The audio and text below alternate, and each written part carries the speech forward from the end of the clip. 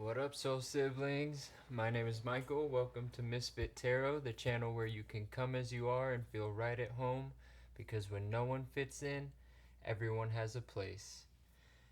And welcome to my first ever pick a card style reading for the collective. The topic today is going to be messages from your higher self. So for those of you who may not be totally familiar, higher self is going to be basically your soul, your spirit, that part of you that is not tethered to your physical body, maybe has lived more lifetimes than just this one you're experiencing.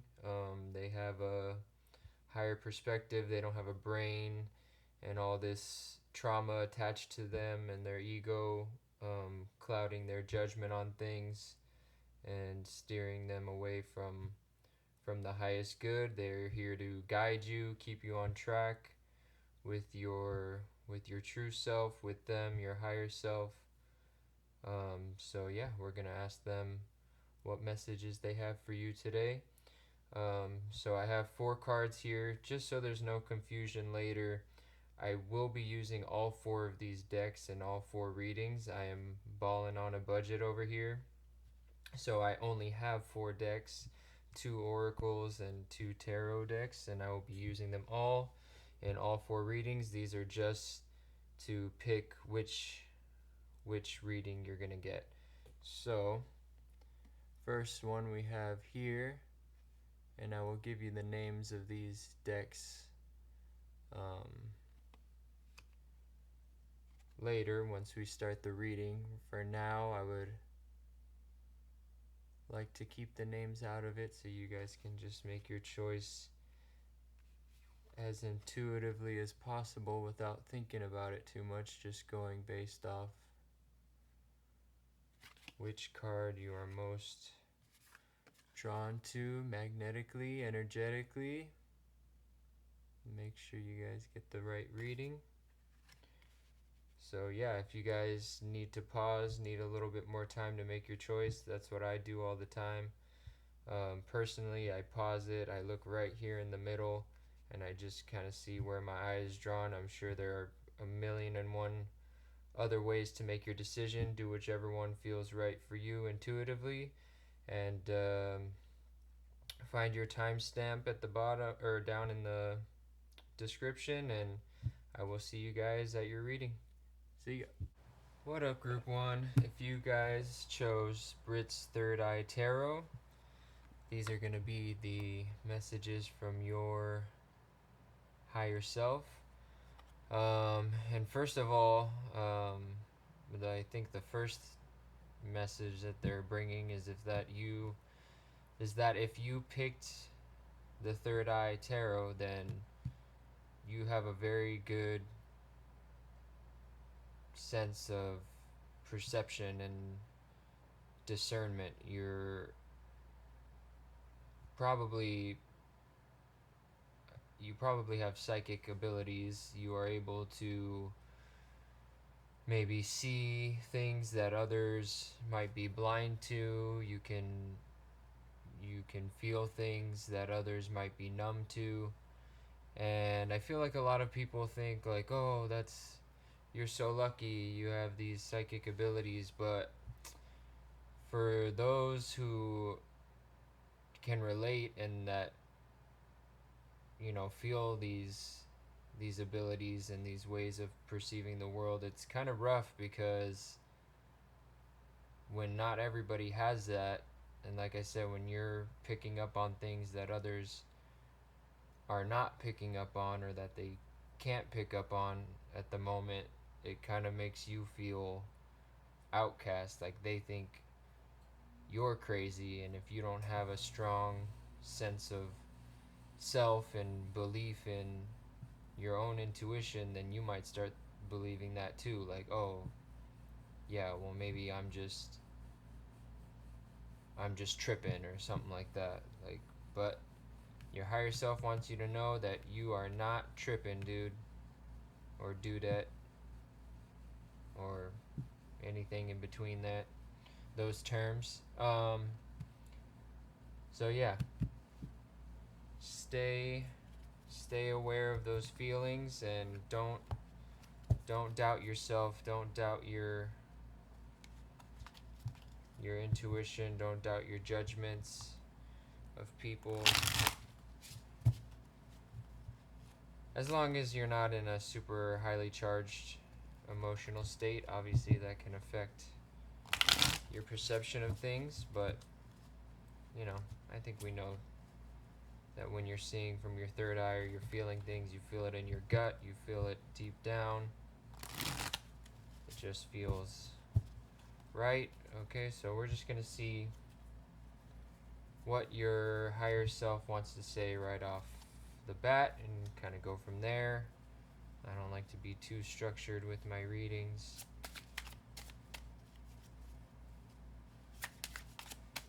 Oh, whoa.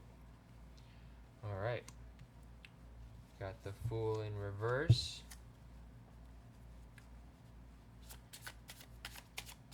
Let's see what else they want to say. The Chariot.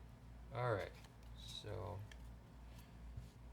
we'll start with that. So with the Fool in reverse, this is, I think, them saying that you're not really, you're having trouble being carefree. You're maybe weighed down by some things that are happening to you now, that have been happening to you. With this particular deck, they use an image of a baby as the Fool, and I think with that in reverse, what I'm seeing is that when you're a baby, you are very carefree. You only have a couple of things that you care about: eating, sleeping, pooping. But as you get older, as we go through life, we have a lot more things that start weighing on us, that make us feel old, that make us feel bogged down, that make us less free. So I think your higher self is definitely wanting you to look at ways that you can kind of let loose a little bit, or maybe let go of some things that are stressing you out, or find a way to deal with those stresses that you can, so that you can get to this place of having less fears, less stress, being open to trying new things.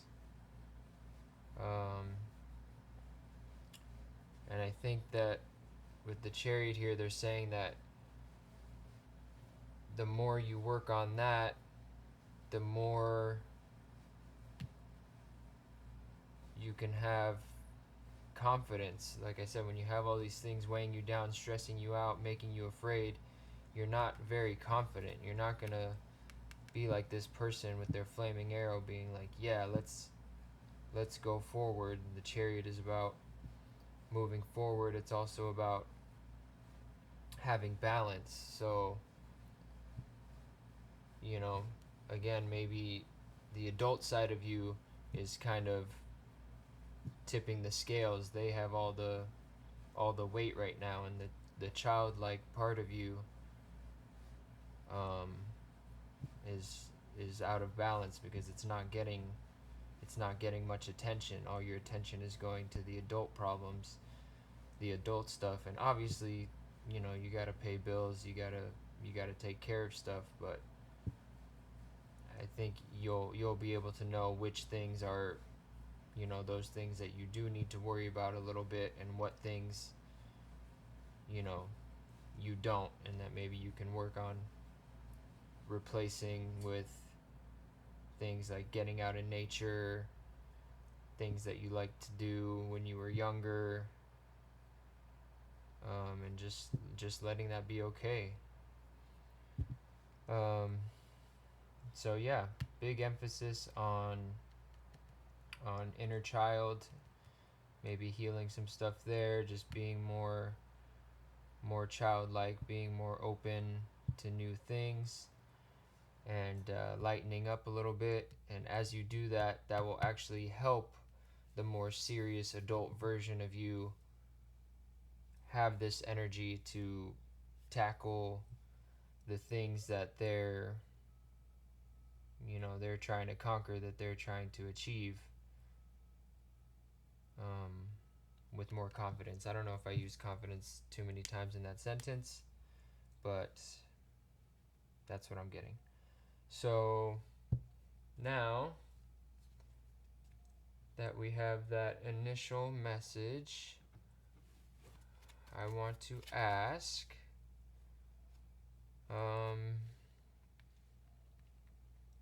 maybe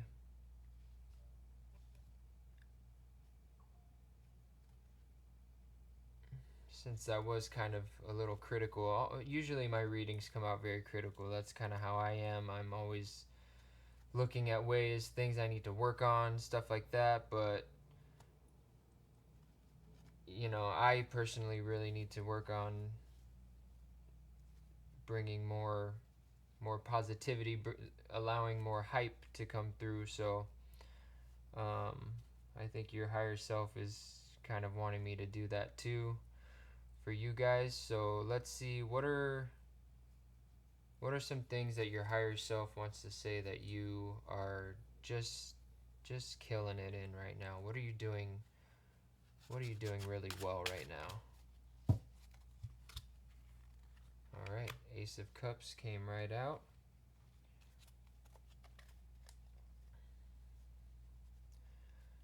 So the Ace of Cups,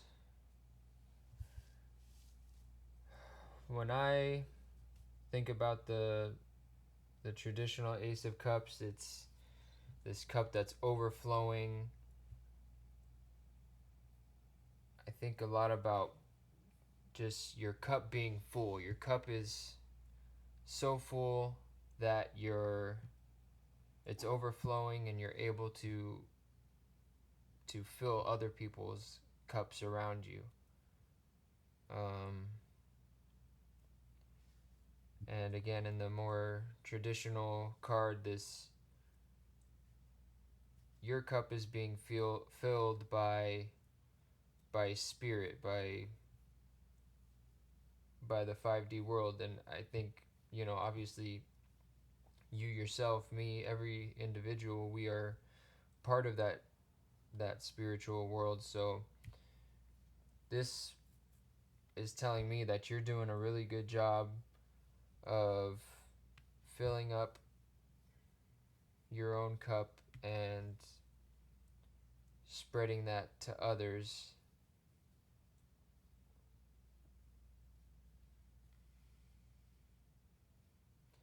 despite maybe being so bogged down. you know this shows me that you are a giver. You're somebody who, even when they're feeling stressed, when they're feeling bogged down, that doesn't mean you have any less to give to other people. And that is a beautiful thing about you, that your higher self wants you to be aware of and to feel proud of.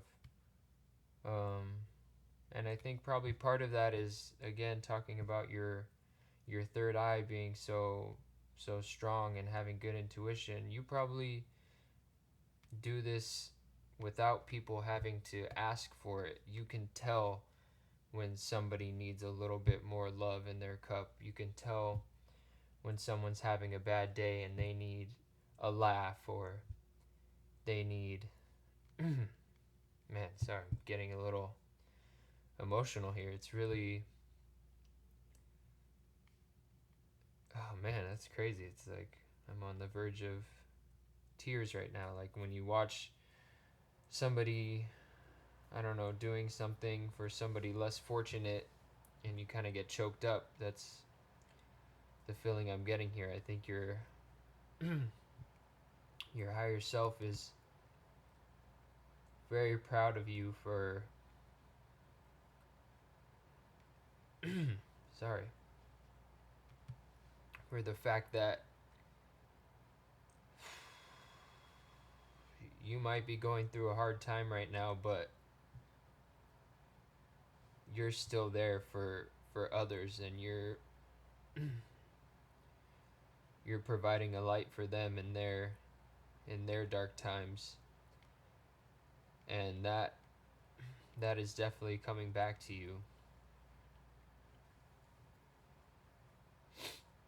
And you know, maybe that's what this chariot is confirming too. There's in this image, you know, there's no chariot. There's this archer with this flaming arrow, and there's just this amazing amount of light that they're just about to shoot off into the world. And I think that's you. That's something that you do on the regular. You spread your light, and you really brighten up people's days. Okay.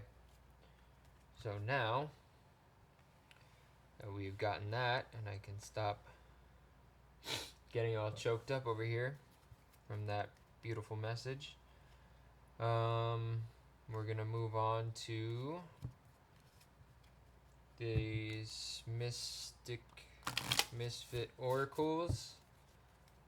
And you know, I claim the name Misfit Tarot because I personally am one of those people that has felt my whole life that I don't fit in. You know, some people call it black sheep, some people go with outcast, misfits, but you know what we mean. It's somebody who isn't normal, doesn't just fit in,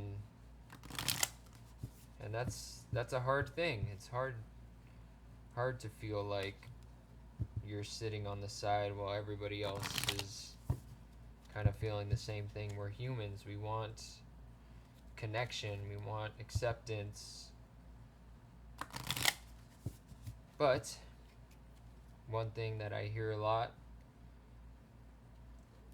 from many readers that I have watched and listened to and received guidance from is that rejection is a form of protection from the universe. And I love anything that rhymes, so rejection is actually protection.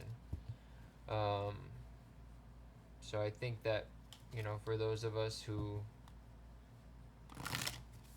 are a misfit, and you know, now that I think about it, I guess probably everyone in the world has some aspect of them that makes them feel like a misfit. And with that, and relating back to the rejection and protection thing, like, if there's some place you don't fit in, don't feel bad about it.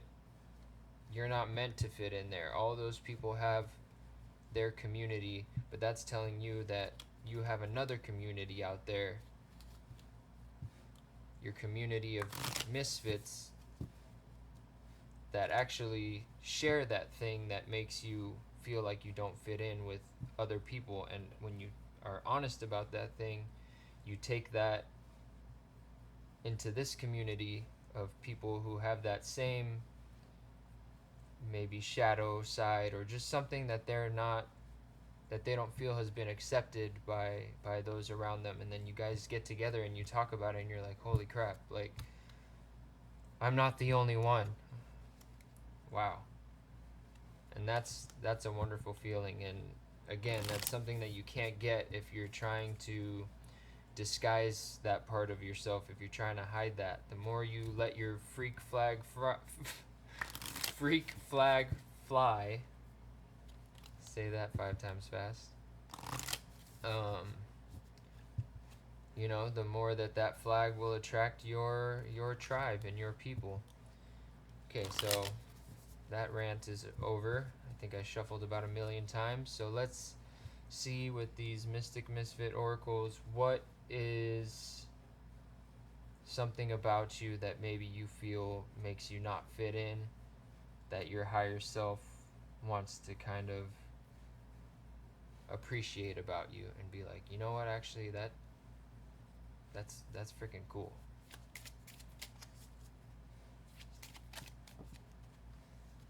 Okay, well, I got two things. So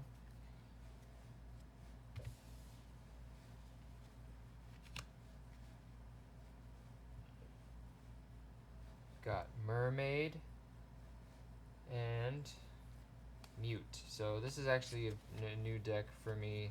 So I don't know all the meanings. Obviously, I will interpret it a little bit intuitively, but I also just like to kind of start off with what the creator intended. The mermaid broods when left in still water. Emotional, sensitive, intuition, flow, turmoil. And mute.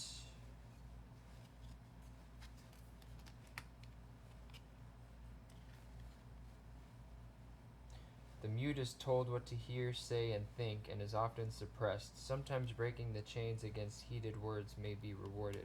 Hidden silence, darkness, passage, blindness, insecurities, hope.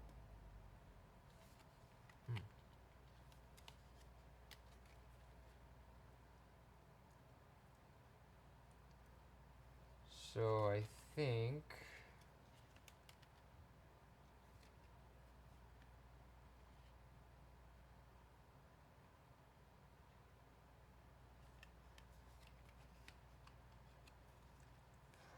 with the mute, it's kind of talking about, you can see this figure is tied up in their hair. They got all these hands all over them. One's covering their mouth, one's covering their eye. Maybe the other one's, fixing their hair, tying them up, telling them how to look. I think maybe what your higher self is trying to say here is that something that is different about you is how you express yourself.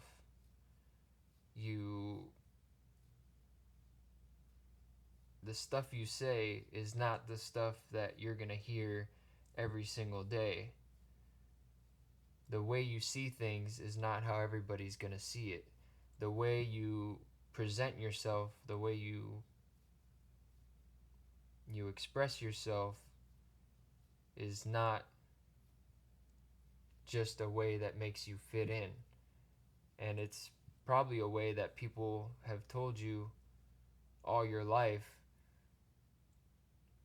to not look at it that way, to not talk about things that way, to not look like that, and to constrict yourself. But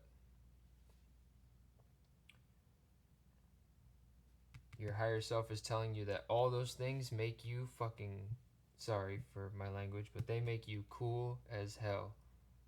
The fact that you can say what other people won't, you can see things in a way that other people don't, and you can be honest about that, you can speak up about that, and that you express yourself however the hell you want. If you want to bum around today, you can do that. If you want to look fabulous today, you can do that. If you want to completely look different today than you did yesterday, you can do that. And not everybody can do that. So props to you from your higher self. And as far as the mermaid broods when left in still water. So I think this is talking about that you're like again, you're different. You're you're somebody who's very responsible, very successful, even if you might not think so. You are. Because if you weren't, you wouldn't be able to give so much love to other people. You wouldn't have that in you to give. Um, but you really just have this like really amazing inner world when you're alone with yourself. Like, if you could let out totally purely that version of yourself, that when no one's around, you are, and these ideas that you have, like, you could really really change things around you. You could change lives. Like, people do not see, I mean, maybe some people, but for the most part, people do not see the world the way that you do. You have this really, really unique and really deep way of seeing the world. And you know, the world is complicated. It's not all rainbows and butterflies. There's some messed up stuff going on too, and you can see that too. And you don't just wipe that away with superficial conversations and superficial interactions and distractions. Like, you think about those things. You know those things are important and that they need to be dealt with. You're a very deep, deep, unique, emotional, intuitive person. And yeah, your higher self just wants you to know that you are one of a kind.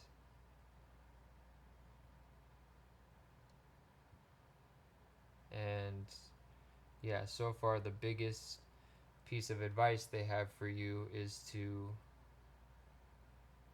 try to have a little more carefree fun. You know, it's okay to be serious, it's okay to be human, but also a really great part of being human is the emotion of joy and having fun and excitement. So, you know, don't be afraid to bring a little bit more of that into your life. So now we're going to move on to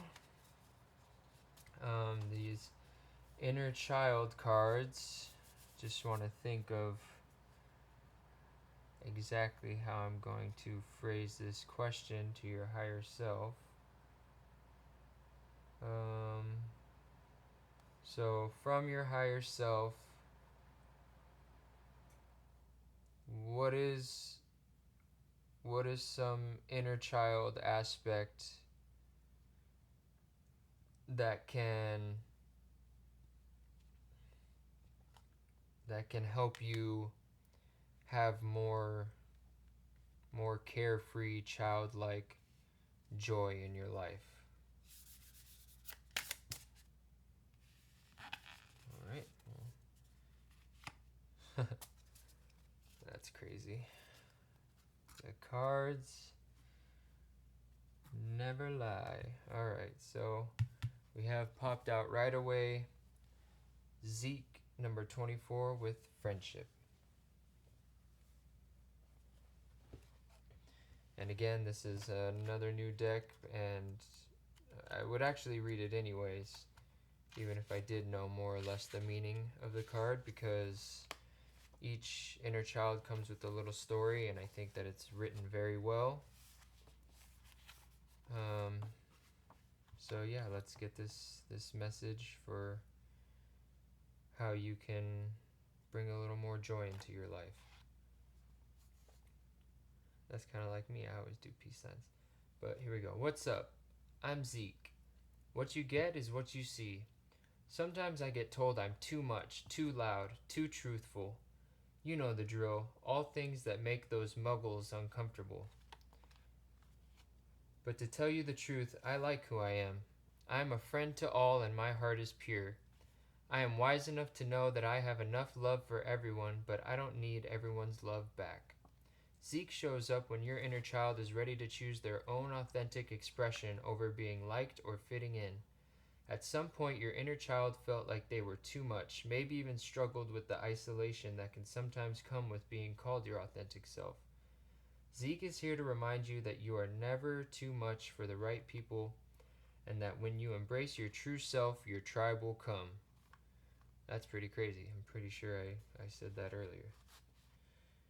You don't have to push people away or isolate yourself. You can love from afar with the knowledge that they simply aren't ready for magic and mystery like yours. Send them blessings and go on your merry way. You are safe to be yourself. It's also important to remember you don't have to like or believe in the same things as your friends. It is possible to connect with and accept people who don't have the same truth as you. In fact, this is really healthy. When both parties can communicate effectively, be honest and open, and have compassion and an open mind, intimate friendships and powerful opportunities for growth can blossom. And there's also some cool stuff in here that I will let you see and maybe you can stow away for later. They have a good mantra here. It is safe to be me. That's just a good mantra you can have. You know, it's a lot of information in these readings, so if you can boil it down to one simple thing like that, that helps. There's some remedies here. Make a new friend. Write down how you want to show up in your friendship, stuff like that. And then some journaling questions if you like to write, if you like to journal. Here's some things you can journal about. In what ways have I conformed to fit in or have friends? Just really good stuff. This Inner Child Oracle deck I highly recommend. Mystic Misfits Oracles I highly recommend. Divine Tarot deck highly recommend. Britt's Third Eye Tarot highly recommend. They have helped me out a lot in this reading, giving me good messages, good images. So yeah, I think one thing that this card about friendship hit on that I did not was that yeah, sometimes, you know, like I said before, sometimes you feel like an outcast, so you hide yourself, and like I said, that's fine. And like I said, the more that your energy pulls away from people that are not aligned with you, the more your energy will pull you towards people who are aligned with you. But part of that is expressing yourself truly. If you don't express those weird parts of yourself, then you're not going to find your tribe, because how are you going to recognize each other? They're not going to know who you are because you're not expressing that. So yeah, this is actually something that I've been personally going through lately too, with getting into all this tarot stuff. Like, you know, I'm a cisgendered hetero male, um, and I haven't met many like me who, you know, can say that and who like to do all this spiritual stuff and who, you know, want to read tarot cards. And I've been going through a lot of growth lately, and I'm making a change where in the past I would have hidden these things and only shared this side of myself with females or people who are spiritual or guys who are a little more feminine. But lately I've actually been expressing this part of myself to anybody and everybody. And it's funny because actually those kind of guys that you would think are so macho that they would just laugh at this stuff, they're actually kind of into it. And I've actually done some readings for them, And afterwards they say stuff to me like, oh bro, like, wow, that really made me think, or like, oh man, that's kind of crazy, man, like, stuff like that. But I think that's, yeah, a message that your higher self is kind of bringing, specifically through this reading and connecting with the insight that I have there, that even when you think that you know how something's going to go, or you think you know how someone's going to judge you, you really don't until you put yourself out there and you just do it. And again, it helps to know that even if you do put your true self out there and somebody rejects you for that, like, you didn't do anything wrong. Even they didn't do anything wrong. We all have our own truth. We're all living our own truth.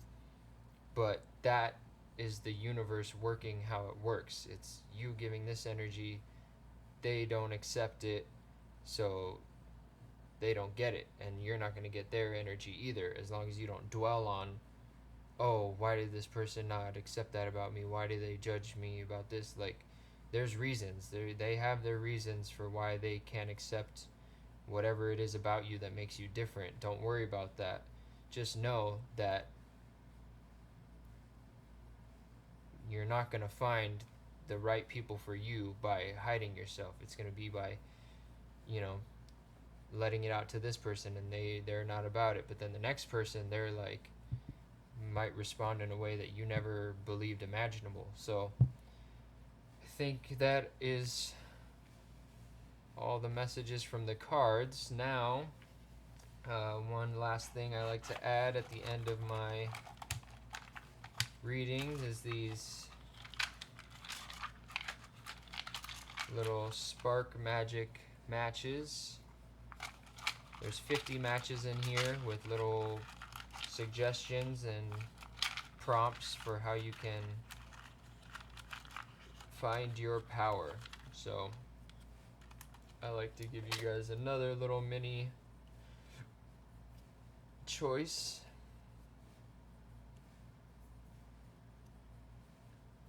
And for this one, I'm not going to do timestamps and all that. It's just I'm gonna run through them, but just, if you want to listen to all of them, take all of them, but, make your choice, and, probably take that one, or take as many as you want, anything in between. So, first match says, make up an empowering phrase you can repeat throughout the day. So, hopefully you guys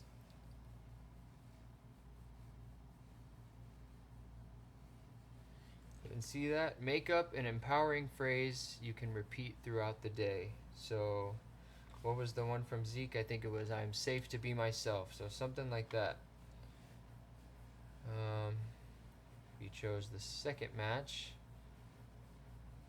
Write out all your struggles and burn or destroy them. I love that.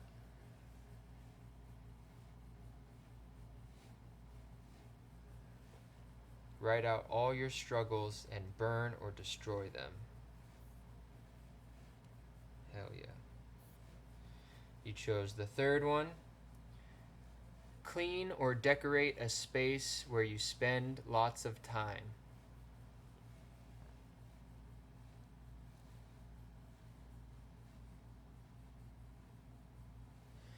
Clean or decorate a space where you spend lots of time. I think that's very important. I'm glad your higher self is recommending that to some of you. Tell your body that it is loved. That one is also huge. Your higher self is very wise. I mean, all our higher selves are very wise. They have a much higher perspective than us. But yeah. Tell your body that it is loved. However it is, there are people in this world who freaking love it. They want it. So that's gonna finish the reading here. Thank you so much for watching, and please like this video, leave a comment, let me know what you think, or if you guys want to talk to each other. Love that. And if you want to see more stuff like this, please subscribe and support me. Um, and I will keep it coming because I love this stuff. That was great energy, and thank you for letting me share it with you guys. You guys seem like freaking awesome people, and yeah, I am blessed to have known you in this way and shared this energy with you. Um, Thank you so much, and I will see you later. What's up, Group 2? If you guys chose the Tarot of the Divine, this is going to be the messages from your higher self. Um, so, first of all, initial message from your higher self, just from picking this card. The Tarot of the Divine is my first tarot deck ever. Um, and I chose it because I really liked that it has um, all the artwork is based on folklore from around the world. Um, so like legends and myths and stuff from any country culture you can think of. Obviously not every single one literally, but almost every single one is from a different country. So I think that if you chose this pile, your higher self is telling me that you are somebody who's very open-minded, somebody who likes to see the world from other perspectives, who respects people's differences. Um, yeah, you might be somebody who travels a lot, somebody who's always wanted to travel, interested in traveling, maybe somebody who, you know, just goes into random things. Maybe on your social media, you'll have um, traveling pages or just interesting facts and stuff about other cultures. Um, yeah, maybe you're a very cultured person. You, like I said, very open-minded. Very much likes to know about different parts of the world. So that's the first message I have for you guys. Very cool energy. Um, so to start out, I like to just start out by asking just what does your higher self want to say? What's the first thing they want to say to you? We have this platform to talk to them, and I don't know how often you guys are hearing from them, but this is how I like to start even my personal readings for myself. I just want to know, like, what do you guys want to say before I start, asking my questions about what I want to know. What are you seeing? You have the higher perspective, higher self. What do you want to say? So what do they want to say to you? Oh, the Tower in reverse. Let's get at least one more.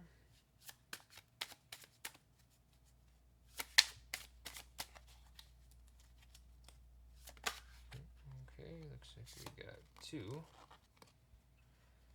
Page of Cups and the Hierophant in reverse. Okay, so first off with the Tower in reverse. So I don't know if you guys know about the Tower, but the Tower is kind of representing a moment in your life when this big change happens and kind of a lot of things that you thought you needed are now falling away. Um, and your life is, a lot different than it was a short time ago. So when it comes in reverse, um, how I see it is like, um, you're you're trying to change things. You are personally taking it upon yourself to make changes and throw things out of your life that are no longer serving you. When the tower comes upright, it's usually the universe is like, okay, like, you know, you're not in line with your highest good. We need to totally change your situation so that you can start thinking differently and take your life in a different direction. But when it comes in reverse, for me personally, I see that as you taking it upon yourself to change things and create a more stable foundation for yourself. Even in this card, there's no tower at all. It's just this girl sitting and holding herself, crying like she's very, distraught.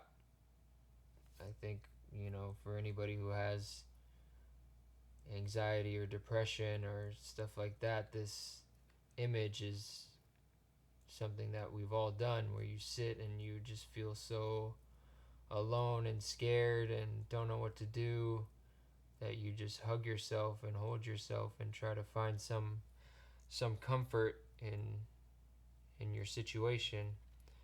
um, and with that in reverse, I think that that's showing that, um, maybe maybe you're not feeling like that. Maybe you're feeling a little more powerful right now. Maybe you're feeling like you're in control because you're taking control. Um,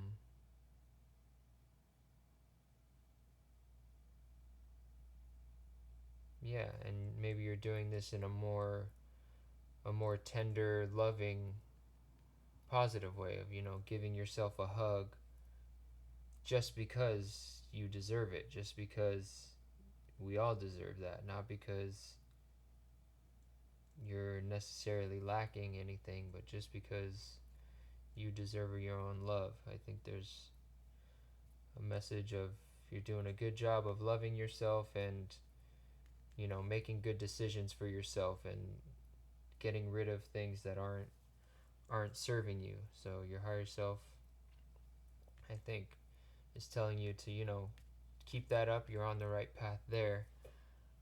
With the Page of Cups, this is representing curiosity, creative expression. Um, I like this image. She's painting this cup and it's huge. And when I think of cups, I think of like the expression, fill your cup, or, oh, if your cup is empty, fill it up, or, having an empty cup or a full cup. And it looks like this one is empty, um, but she's creating it. The page in this card is saying like, I now that I'm cutting things out of my life, I'm creating more room for this big ass cup to be filled. Like, I'm ready because of the hard work I'm doing, cutting cutting old habits and limiting behaviors and illusions out of my life, things I don't need anymore. I'm creating this huge space for love and creativity to just come and fill me up and come pouring out of me. Um,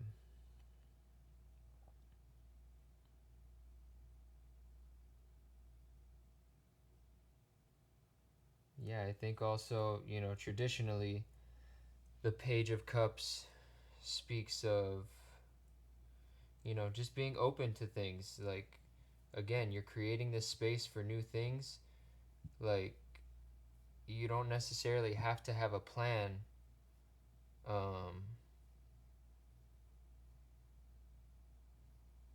of what you're gonna fill that space with. You know, this, I think your higher self is telling you to be open to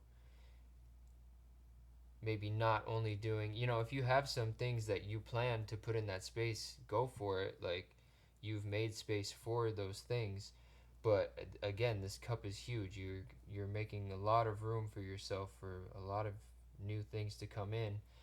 Be open to, you know, new things that are coming into your life, or maybe new things that spark your interest. Don't feel like you can only follow things that you know are going to lead to success, or that you know are going to lead to recognition, or that you know you're going to be good at. Like, be open to what makes you feel good. Like, part of painting, I freaking am not very good at painting, but you know, we all have ways of creatively and artistically expressing ourselves. It's something that just feels good doing it. And sometimes when you do it with a goal or material gain in mind, it's not the same. It's not as enjoyable. So I think your higher self is saying, you know, like I said before, you are somebody who's open. You are somebody who's open to other cultures, to other ideas, um, yeah, and yeah, to just keep keep doing that, and like I said, just don't be afraid to follow things, even if you don't know where they're gonna lead. If it feels good, if it feels like it's gonna be fun, just do it. If it lasts for a day, if it lasts for an hour, if it lasts for a week, whatever, that, just enjoy that time, um, and kind of get in the flow of life. It's not always about you do this and then this is the result, and then this is your reward, and then this is the next thing. Like, sometimes the reward is just doing the thing. um, and now with the Hierophant in reverse, so usually the Hierophant talks about like some kind of spiritual guide, spiritual teacher, um, tradition, things like that. So I think with that in reverse, maybe it's saying, usually I would think if it comes upright, it's like telling you to have structure. You see this image of the cube, the girl's praying, there's, you know, conventions that she's following, um, and you know that can help us, you know, at times when we need that, when we need, you know, the basics of something to follow. But I think with this in reverse is saying that maybe you're not in that stage right now. Maybe you have, yeah, I mean, with the tower, it's about solid foundations. You're going out of your way to make sure that you have a solid foundation to build for new things. Don't don't put yourself in a box. Don't look for answers in what already exists. Go ahead and, you know, think for yourself. What I see with this in reverse, I love the image here because it's her head is in a box. With this in reverse, I think it's literally just saying think outside the box. If you flip it upside down, maybe that box will just fall off, and your your mind is expanded infinitely. You can have so many more ideas. You can go so many more different directions, and that can be more fun. Um, so yeah, I think that's what I have for the initial message from your higher self. Let me just make sure that I'm recording, because I had a bad feeling that I forgot to press record and I've just been sitting here talking to myself, which I kind of am. There's nobody else here with me right now, but you know, I am talking to you guys right now through time and space. So thank you for that. Um, so next, what I want to do is usually when, for me at least, and for most readings, the initial message from a higher self can be like a lot of advice, something that you need to look at, something that you know, maybe you need to be more aware of. You know, can be a little critical, which, you know, we love, we need. That's what guidance is for. From your higher self, it's always going to be in the most loving way, but it can get a little heavy. So I like to follow that up with asking, like I said, if it's for myself, I'll ask my higher self, but today we're talking to your higher self. We're going to ask, what are some things that your higher self sees that you're doing really well right now? In what ways are you killing it right now in life?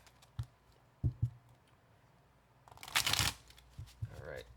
So what does your higher self want to commend you on? What are you just killing it with right now? How are you killing it? Wow, they got 3 for you. Wow, those are some really good cards, and I'm actually going to move this one here because that relates to that. Man. So yeah, we'll start with the Hanged Man upright. The Hanged Man represents taking a break and seeing things from a new perspective. I think that goes right with the Tower in reverse. Hanged Man upright is, you know, pretty much saying the same thing, that you're doing a great job of staying ahead of things. Like with the if the Hanged Man was reversed, that would be like, yo, it's time to pause what you're doing, stop doing so much, stop trying to rush forward without taking a break to see things from a different light. This, in the upright position, is saying that, like, same thing that the Tower in reverse was saying, like, good for you for having that strong connection to your intuition to know that right now is not the time for all this crazy action. Now is the time for making space. Now is the time for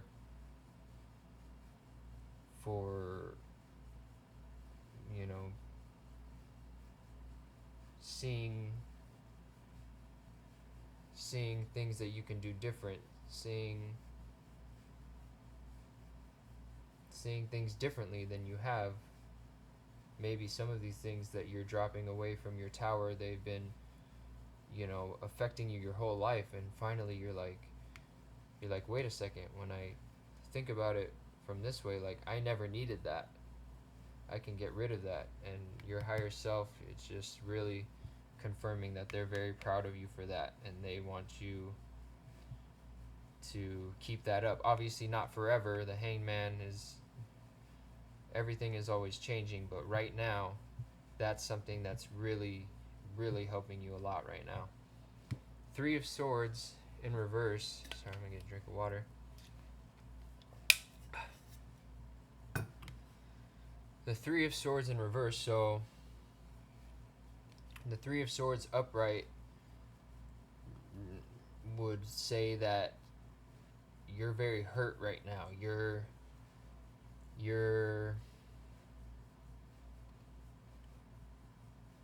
There's ideas, there's things that people are saying that are really, really just making you feel bad, that are really really just putting a dagger in your heart. And with this in reverse, sometimes it can mean that you're kind of, you know, talking down on yourself. You're limiting yourself.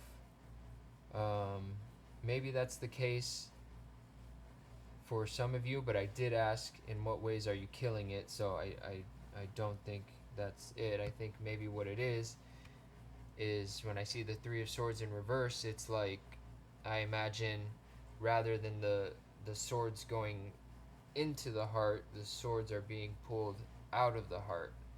So I think that what your higher self is saying is that right now you're doing a really good job of, maybe that's part of your tower, maybe that's part of the things that you're seeing differently. Maybe you've had these swords stuck in your heart saying, you know, things that people have told you in the past. You're not this enough, you can't do this, you know, things that are limiting you, things that are judging you. And right now, through this process that you're taking, it's like you're taking that all out and you're throwing it away forever. You're like, holy crap, I can't believe that I lived with those swords pestering my heart this whole time. And I think your higher self is really wanting me to tell you that you need to know how freaking strong you are. Like, one, for living as long as you've lived, no matter what your age is, with these things plaguing your heart, with these negative thoughts that others have instilled in you. You're so strong for living with those, and now you're so strong for taking the time to look inside yourself, to see things differently, to bring more love into your situation, and just get rid of all that and know that you're worthy of so much more than all that crap that you were fed when you were younger and you didn't know any better. Because now you do, and you've been working really hard on who you're becoming, and your higher self is very proud of that. Now, with the moon in reverse, the moon, if it was upright, can represent illusions, fears, things that maybe you're hiding, you're pushing down,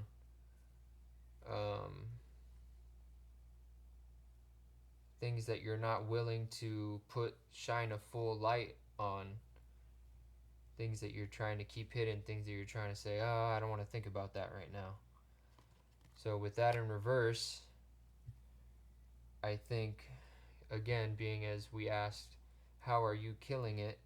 I think that just relates back to all the other things I was just saying, that you're not over here hiding in the dark. You're not over here acting like like this pain never existed. You're acknowledging that it did exist, and you have gone through the painful thing of shining a full light on all that pain and all those things that were holding you back and that were making you feel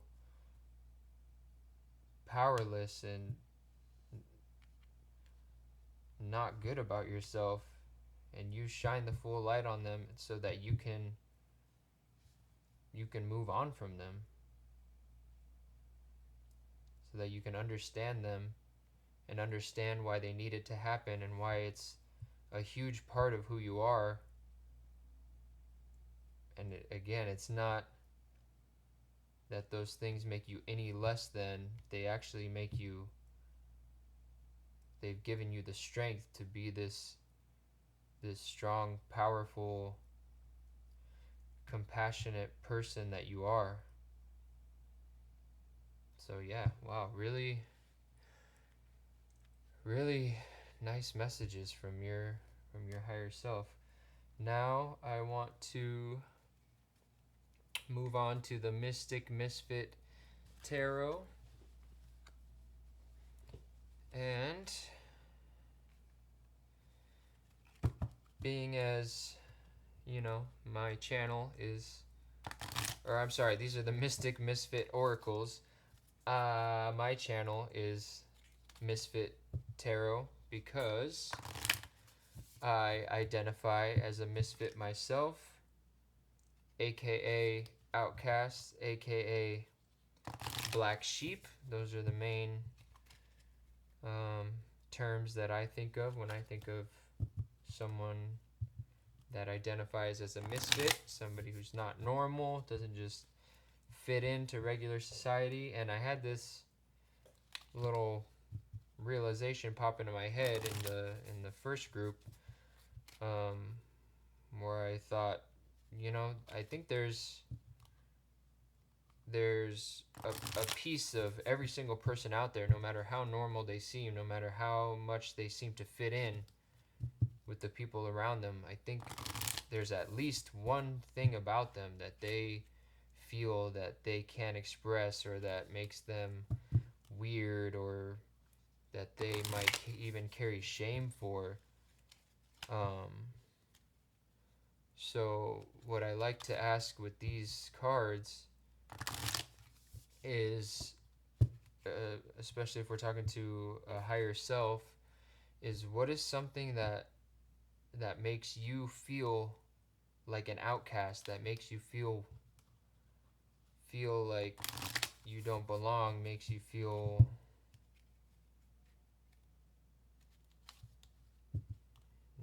secluded, isolated from people, something that, other people might not understand. What is something about you that makes you feel outcast, that makes you feel like a misfit, that your higher self actually freaking loves and wants to tell you that that actually makes you the beautiful, unique individual that you are. So let's go ahead and see what that thing is about you, or things. The last group, I think, had 2 pop out. We'll see. We'll see what your higher self wants you to think about. All right. Observer. And this is a new deck for me. Brand spanking new, so I do have to take a quick look at the little guidebook. Obviously, I will still read it intuitively. I love every single image on these cards. So the observer watches the skies, unlocking hidden messages. She is cautious, clever, and aware. Understanding, cautious, clever, patience, endurance, connections. So, obviously I see how that relates to just totally the person that you are. But as far as why it may make you feel outcast, maybe, she has this moon on her third eye, and she's looking out to the stars. Maybe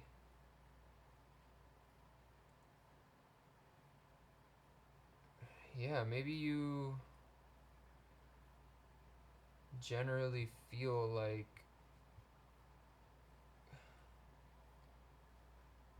you're very intuitive. I mean, the moon already represents intuition. It's there on this card's third eye. I think maybe you are very in touch with your intuition, which would make sense, being that you're over here being ahead of your tower moment. You're over here giving yourself the hanged man moment. The fact that you're pulling the swords out of your own heart, the fact that you're illuminating your own shadows and dismantling your own illusions in your life. You're somebody who's very, very, very intuitive and sees a lot of things that other people can, and you probably work on yourself harder than just about everybody around you. Not to compare about people's self-growth journeys or anything, but sometimes it's true. We all have our things that we're here to do, but I think a big part of you is that you are constantly working on yourself And I'm seeing with these. Alright, what's up, guys? So, of course, being that this is my first video that I'm recording, first big hiccup has happened. My phone reached its memory capacity, the storage was full, so it cut off right there when I was talking about your Mystic Misfit Oracle. And I actually finished the rest of the reading. And I was kind of getting on a roll, so that was a little frustrating for a second. But you know what? Then I remembered, all this advice. Sometimes, like I was saying with the Page of Cups, it's important to remember that you're not just doing things for the end result. Like, yeah, I thought I lost the whole video. So basically, I was like, what the heck? I just put so much energy into that. It was going so well. I was feeling very connected to this pile, and now they are to this group, and now they may never see it, but um, turns out it kept as much of the video as it could, so I just have to start over here. And there wasn't really too much left anyways, but when I had accepted that this whole video was gone and never recorded, I was thinking like, okay, well, at least you're doing what you love, you're getting good practice. And anyways, that's enough of me talking about me. Going back to your observer card. Okay, sorry about that again, guys. I got cut off again, but I am back and I have fixed the problem, and we're going to finish this reading. So with the observer, another thing that I had noticed was that the character here has these horns, and it reminds me of Aries energy, where it's the first sign in the zodiac. This is somebody who charges forward without maybe knowing what's going to happen, but because of your intuition, you have a feeling and you go for it. And maybe in your world, you might be a little bit ahead of those around you. And not to say that that makes you better or smarter or whatever, but I will say that you are probably more in touch with your intuition. But the way I see it is, it's just, everybody's different. You just, because you're taller than somebody and they might see that as a negative thing, doesn't mean you have to be like, oh, I'm not taller than you, or I'm not that tall, or you're not that short. Like, we are who we are. That's okay. I think it would be nice if we could all create a world where we're safe to just be like, I am who I am. So you are this person who's ahead of things. Like I said, you're ahead of your tower moment. You're ahead of the world flipping you upside down and making you change your perspective. You are doing these things yourself. You have a really close connection to spirit, and a really close connection to your higher self. I think a lot of these things that came out, usually when I do readings, a lot of the stuff is advice. Like, your higher self is, like, people's higher selves are telling them, make sure you watch out for this, make sure you do this. A lot of your stuff is just like hyping you up, saying like you're doing a great job, you're on the right path. So I think you are very connected to your higher self and to your spiritual guides. But what I see with this card is the expression on this girl's face is that she looks a bit lonely. She's out here in the stars all alone, looking out, and what I'm feeling is like she's thinking like, where are my people? Where are my moon, third eye, big Aries horns coming out of their head people? Where are the people that understand me? Because they're not around me right now. I'm up here in the stars and they're down there on Earth. And there's a million of them and there's one of me. But I think your higher self wants you to know, with this card coming out, as what makes you feel outcast, but that they actually love about you, is that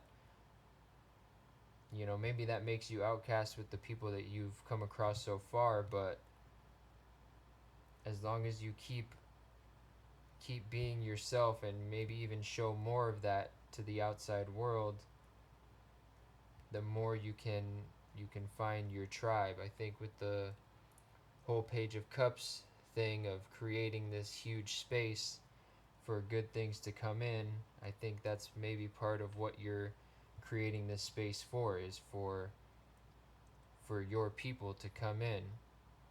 And at the same time, they're doing the same thing right now. They have been doing a lot of hard work. They're just not just like you, but they're a lot like you. They're doing all this hard work to heal themselves, and they're making space in their life for something new, something exciting, and that's you. And you're making space for them, and you guys are going to add so much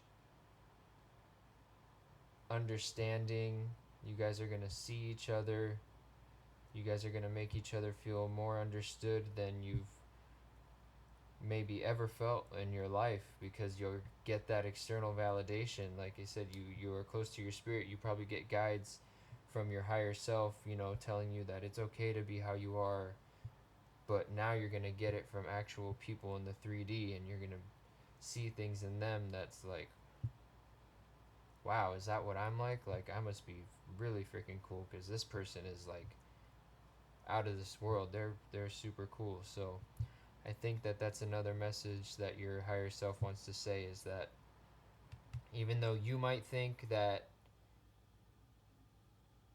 the way you are makes you outcasts from general society, that's okay, because that's going to lead you to your niche society and the people that can truly understand you. So then I usually like to shuffle and do everything on camera, but like I said, had some technical difficulties. So we already have your inner child card, and it is Luna with crafts and creativity in reverse. And I'm gonna go ahead. I love the little stories that come with each of these cards, so we're gonna go ahead and read that. I think the upright whole little story that comes with it is always relevant, so I'm gonna read that, but then we're gonna look into what the reversed position of this card might mean after that. So we have Luna. Hey, I'm Luna. When you walk into my room, it might seem like a mess, but I know where everything is. I have a million different projects going because I get great ideas out of the blue, sometimes even while I'm in the middle of one.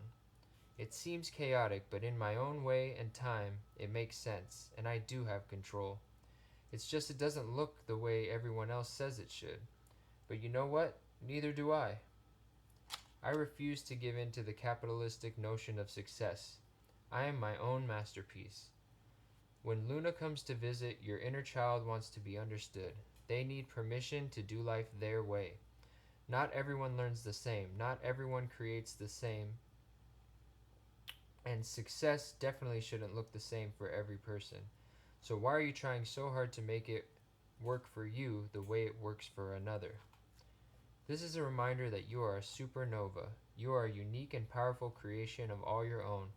The way of the world simply won't work for you, so stop trying. There is a way to show up, to create, to organize, and live the life that will work perfectly for you. Can you give yourself the permission to find it? When Luna shows up, it's important to remember that life is whatever you create it. Color in between the lines or don't.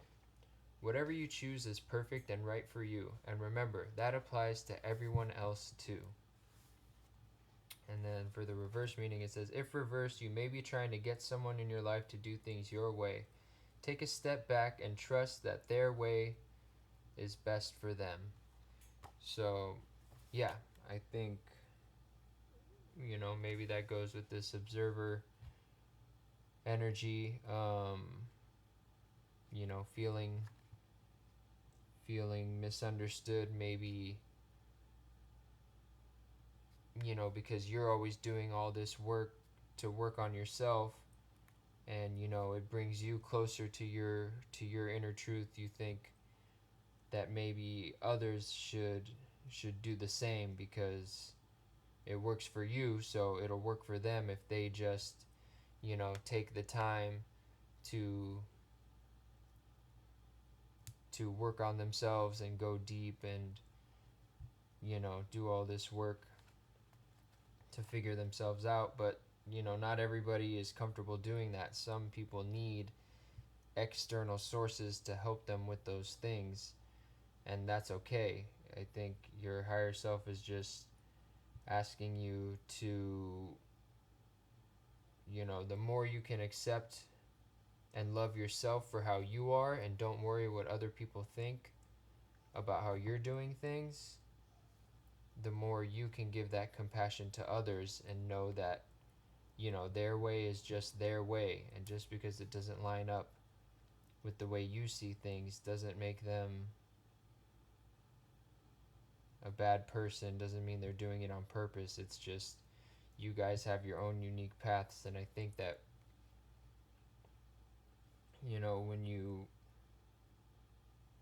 when you find your tribe, that will also help. Um, so I like that it has a little mantra for everyone. So the mantra for Luna is, I know how to do things the best way for me. And I think since it's reversed, maybe a good thing to keep in mind is when you're thinking about other people, say, this person knows the best way for them. Even if it might seem like to you that it's not the right way to do things, like, trust people to go through what they need to go through, to learn what they need to learn, how they need to learn it. Because for someone very wise and perceptive like you, it might be easy to want to try to fix people's problems because you see them like that. And for them, it might take them a long time to be able to see that thing that you just saw in, one instant of feeling their energy, or from one thing that they told you that they're struggling with. Like, they might struggle with that for a long time. And, I think your higher self is maybe suggesting that you surrender to that and, help people if they're asking for your help. But if they're not, maybe just kind of being that listening ear and, just being an outlet for them, if anything, and not necessarily needing to guide someone that's not asking for guidance. So there's also some remedies here, some journaling questions that I like to, um, go ahead and follow if I'm feeling so inclined, or if you guys, like to journal and write stuff down to kind of work through your thoughts. But yeah, I think that's all I have now for the cards, and we will go into these matches. I have this box, Spark Magic matches. Basically, there's 50 matches in this box, and each one has like just some little practice to help you find power in your life and add more magic to your life. So I'm just going to run through these. There's not going to be timestamps. They'll be pretty quick. I'm pretty much just going to show you, and this is direct from your higher self, a suggestion of something that you could do that might make you feel good. So first one, make a list of life mysteries you want to solve.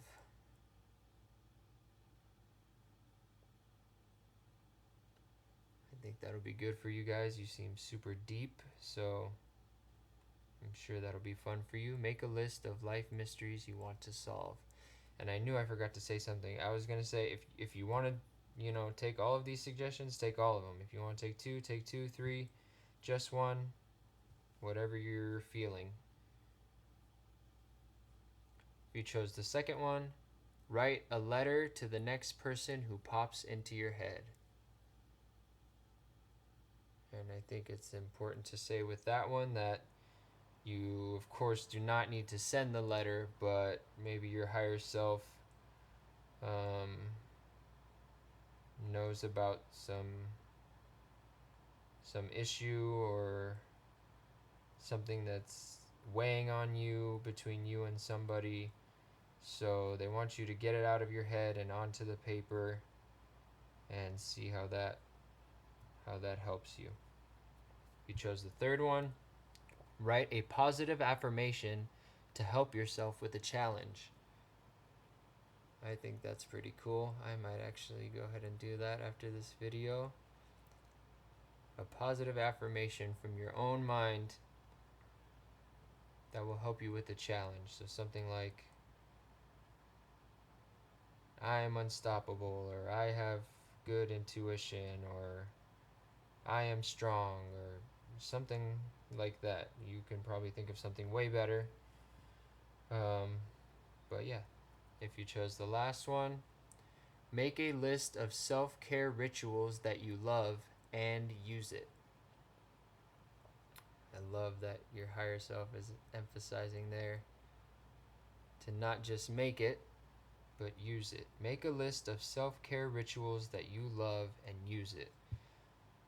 Yeah, because I think all these cards are saying that you're doing so well with self improvement, but that's hard work. That's no joke, and you're doing it all very gracefully.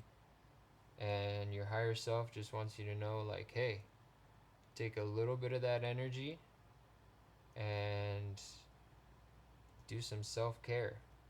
Self improvement is wonderful, but self care is just as important. So we did it. We got through this reading. Thank you guys so much for sharing your energy with me. It's really cool.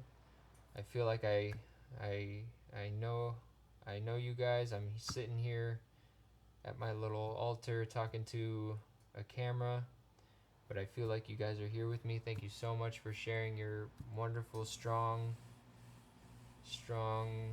energy with me. If you like this reading, please hit that like button. If you guys have anything you want to say to me, leave a comment. If you guys want to talk to each other, love to see that. Um, and if if you liked this reading and you liked my style a little bit, please support me by subscribing to my channel, and I will keep it coming. Thank you again so much. Thank you, and I will see you guys later. All right, what's up, Group 3? If you guys chose the Mystic Misfit Oracle card, this is going to be your messages from your higher self. And I'm going to go ahead and get started with just messages that are coming through based off the card that you picked. You chose the Mystic Misfit Oracle, so obviously you're in good company here at Misfit Tarot. Um, I started this channel, to represent exactly these kind of people like me, people like you, people who are misfits, people who don't necessarily fit into society, aren't viewed as normal, don't do things the way the majority of people are doing them out there. Um, and I think that's really cool. I think that's a great thing to be unique. Um, a lot of you are probably artists, or you're just people who express yourself in ways that are different.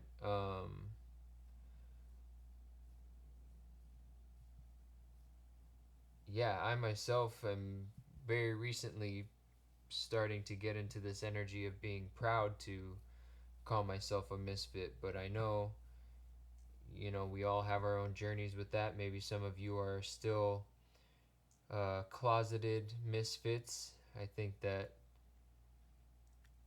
the term coming out and closeted we use mostly in reference to sexual orientation or things like that. But I use it for all kinds of things. Basically, shadow things, maybe things that we don't show everybody, things that we're hiding. I think even people who seem very normal, who seem to fit in, who seem to do things that everyone else is doing, I think there's probably some part inside of them that, you know, they're keeping in their closet that they are not coming out about. Um, so, your higher self just wants you to know that, you know, whether you're proud of it yet or not, you are a misfit and you don't fit into normal, you know, cookie cutter society. And that is a strength and that's something to be proud of. So let's get into it. Um, we're gonna start out. I like to start out my higher self readings with just letting your higher self say whatever they want to say off the bat. Some of us, we don't spend a lot of time listening, let alone talking to our or communicating with. It's not always talking, you know, sometimes we use cards, we use music to communicate with them and get their communications to us. Um, but yeah, I like to always just start out with, you know, higher self, what do you want to tell me? What are you itching to get out? So in this case, since I'm getting messages from your higher self to you, we'll see what they're itching to tell you about what you're going through.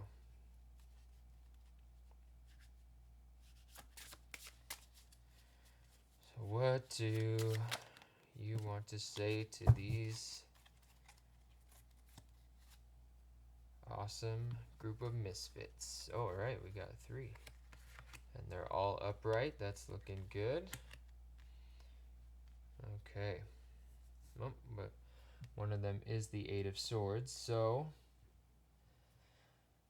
what I'm seeing here is 8 of Swords. This is a card that represents, for me, somebody basically trapping themselves in a prison of their own limiting beliefs, their own negative thoughts. And I like the way that this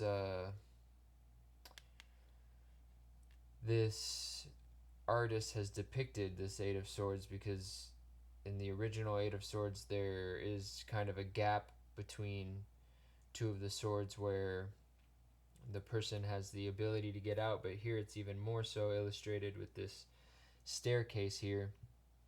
And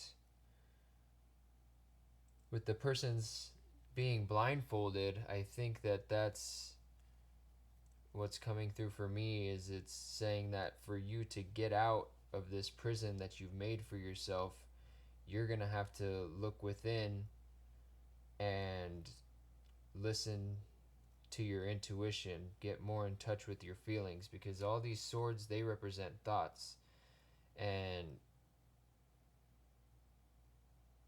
this is actually a really cool representation of the 8 of Swords, because usually it's somebody and they look very distraught, they're like very, you know, scared and sad to be in this prison of swords, but this person looks like they're going straight. Was it the Matrix where he puts like a blindfold over his eyes? I don't know. I'm sure there's tons of references I can make where someone puts a blindfold on and then they can somehow see better. But yeah, it looks like this person is very determined. They're like, yeah, you know what? I'm aware of all of these limiting beliefs that I have, but I'm going to put on the blindfold. I'm going to look inside and I'm going to find my way out. I'm going to find my way out of this prison. And I think with this big star here, that's your higher self. They're like, hell yeah, I got your back. I see you. Um, but yeah, I think they're acknowledging that you maybe have some self-limiting beliefs that are holding you back, but you have this kind of badass energy about you where you can, slap on the blindfold and turn within and figure that out. Learn how to not let those thoughts stop you anymore from finding your path. But the King of Pentacles here, I think that's another proud message, a good attaboy or atta girl or atta person that you are at this point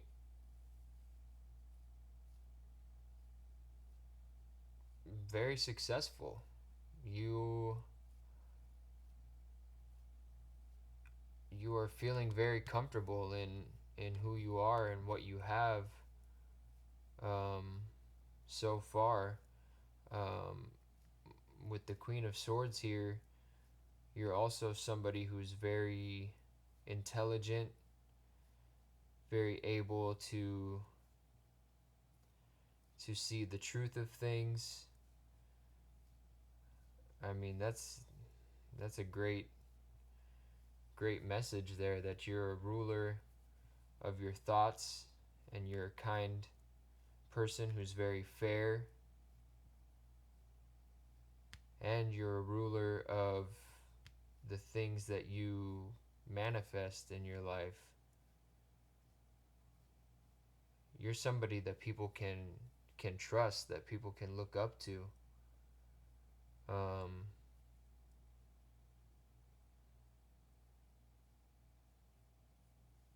and maybe you don't even see yourself that way with the Eight of Swords here. Like, maybe that's what this is all about. Maybe that's what those limiting beliefs are. Like, your higher self sees you as this King of Pentacles, and your higher self sees you as this Queen of Swords, but because of maybe some limiting thoughts and beliefs that you have about yourself, maybe you don't see that. Maybe that's another thing about the blindfold, is you're blindfolded, you don't see all this, but your higher self is trying to shine a light on that, trying to say like, hey, you might see yourself as this, all these 8 negative things that are surrounding you here, but really, like, this is how I see you. This is how the spirit world sees you. You are somebody dependable, somebody very intelligent. So that's kind of just what I'm getting off these initial messages. Hopefully this next part will bring some more information into the situation. So secondly, I like to ask, because generally the first part is like a lot of advice. It can be a little critical, the first message that your higher self is bringing through, um, as far as things you need to work on and stuff like that. So it gets a little heavy sometimes. Luckily, your higher self came in with some very positive messages, but I still like to follow it up with just straight up asking your higher self, what are you doing super well right now? How are you absolutely killing it in your life right now? I don't know if I shuffle these. I always forget to shuffle the second one, but I like to, because it really confirms for me that these cards just always come out in the way they're supposed to. and tell the story that needs to get through. So, how is Group 3 killing it? How are these misfits?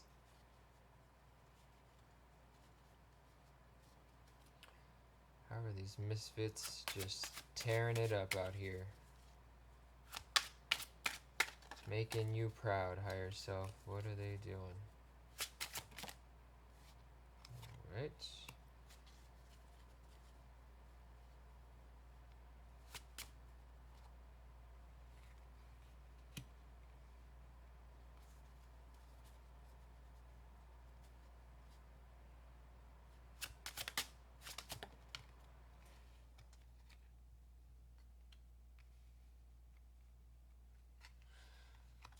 Alright.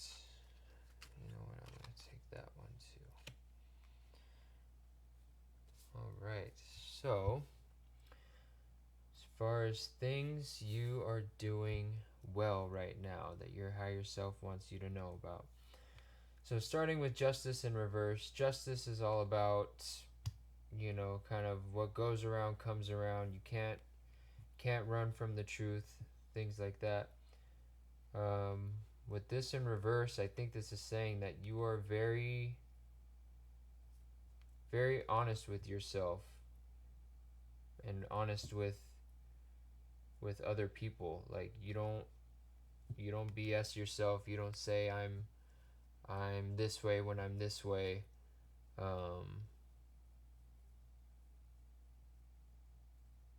You don't try to lie to get out of things. I think you're very much an honest person who holds themselves to very high standards.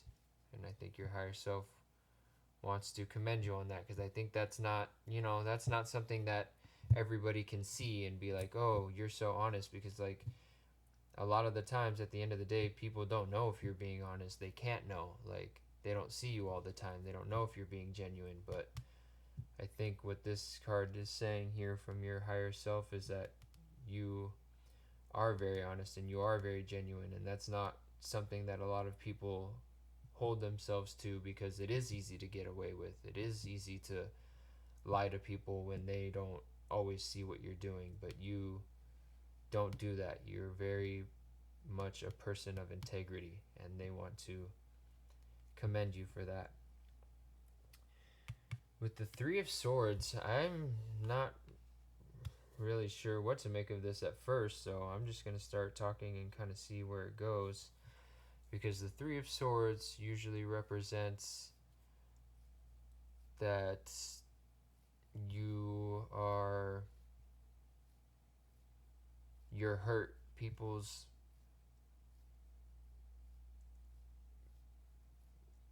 words, people's actions are hurting you, and you're really affected by that. So I guess how I would take that is that they're saying that you are hurt, you are going through something, you are holding on to some pain, and maybe that's why that comes right here with the Eight of Swords. Is, I mean, yeah, they're both showing swords in a way that's two swords cards that can be holding people back in some way. But I think, yeah, they're trying to say that even though people have come for your heart and they have hurt it, and you're still dealing with those feelings, you still have this bravery to look within yourself and to deal with those limiting beliefs, because a lot of these beliefs aren't even coming from you. They're coming from other people. And what happens in life is people tell us things and we start to believe them to be true ourselves, and they become our beliefs. So I think your higher self just really wants to say that they're proud of you for, even when you're feeling pain, you have the courage and the strength to Look within yourself, keep making changes, positive changes in your life. Keep finding ways that you can be better. You're still honest, you're still fair. These are both saying that. You're very honest, very fair. People can trust you even though you're hurting, and that you can still be someone that people count on at the end of the day, even when others are not so kind to you. And that's pretty cool if you ask me. Okay, with judgment in reverse, I think that judgment is a card that talks about basically ascension, about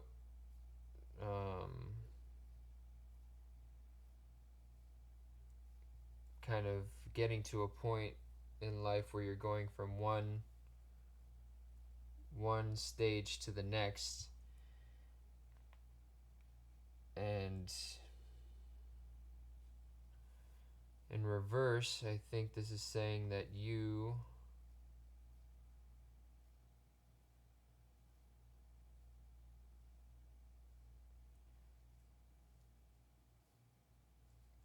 aren't leaving it up to anybody else to judge whether you're ready to ascend or not. You're taking it upon yourself to say, you know, I'm the one that's going to judge what I can do. I'm the one that's going to determine if I'm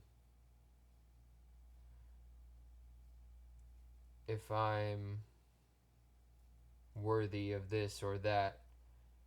Because I think the judgment card, it talks about basically like the heavens opening up and judging whether you're ready to ascend, whether you've learned your lessons and that kind of thing.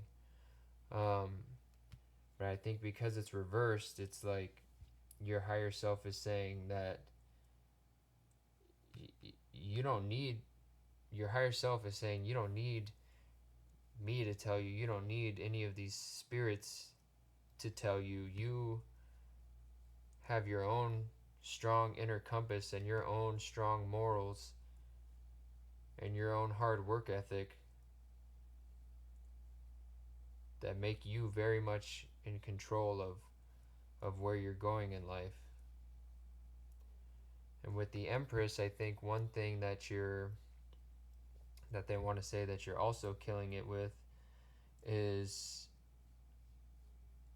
being nurturing with your abundance. Like King of Pentacles is somebody who has it all, and they have all the good advice to tell people about how to have it all. And the Empress is similar to that. She has it all as well, but she has that more feminine energy of she's gonna share that abundance. She's gonna nurture others, not just in a material way, even though that can be part of it, but just in every way. I mean, your higher self is really pumping you up on this one. I think this is so far maybe just quantity wise the most positive messages that have come out so far in these readings.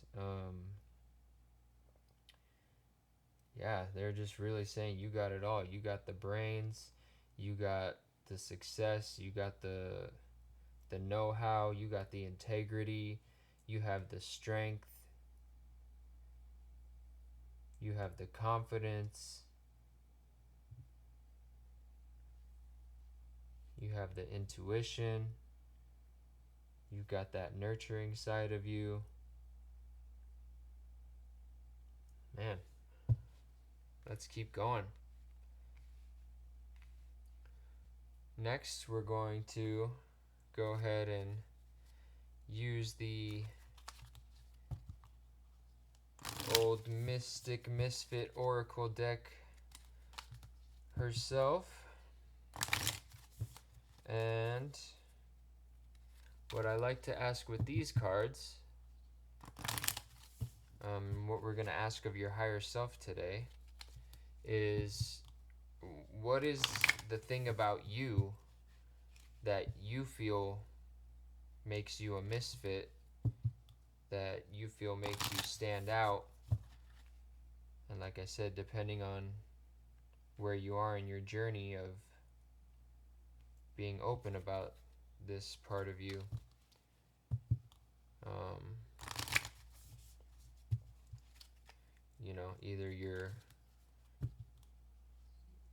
let this part out in your self-expression, or you don't so much. But either way, your higher self is going to tell you something that makes you a misfit that they just absolutely love, that they're like, yes, this makes you not fit into normal society, but this is what makes you all this. All right, let's see. I feel some big energy here, being that you guys chose this deck, or you guys chose, yeah, this deck out of all of them. All right, we've got Devil. So this is a new one for me, and there's over 30 cards, so I haven't gotten to know all of them yet. I still do have to consult the booklet and just get a general little blurb of what they say before I start going into my intuitive readings. The devil indulges her darker self. Temptation, chains, desires, indulgence, restraints, materialism, influence. All right. So with this devil card, I think you're somebody who is comfortable with the darkness, comfortable with things that have the kind of vibe of this deck, these type of cool dark aesthetics, imagery. I think you're somebody who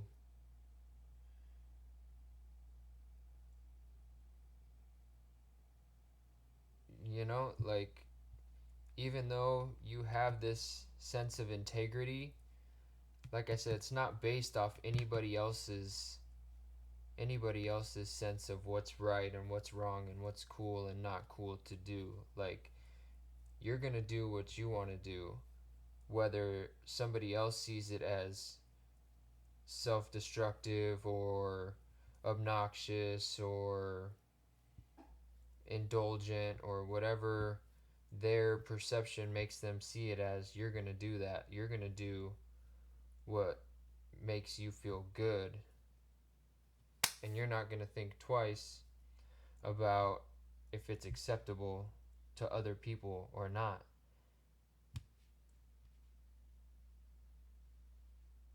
You know how to go after what you desire and not shame yourself for your desires. So I'm getting a strong vibe that this group of misfits is proud of who they are as a misfit. Like, they kind of rep it. They're like, yeah, I'm a bad one. Like, I'm bad to the bone. But that doesn't mean that I can't still be a good person, and I can't still be smart, and I can't still be sensitive, and I can't still be nurturing. Like, I can be all of that. I can be badass, and I can be sweet. um so yeah, I think what is coming through now is, like, your higher self is saying, maybe sometimes because you are so, like, edgy and cool and you know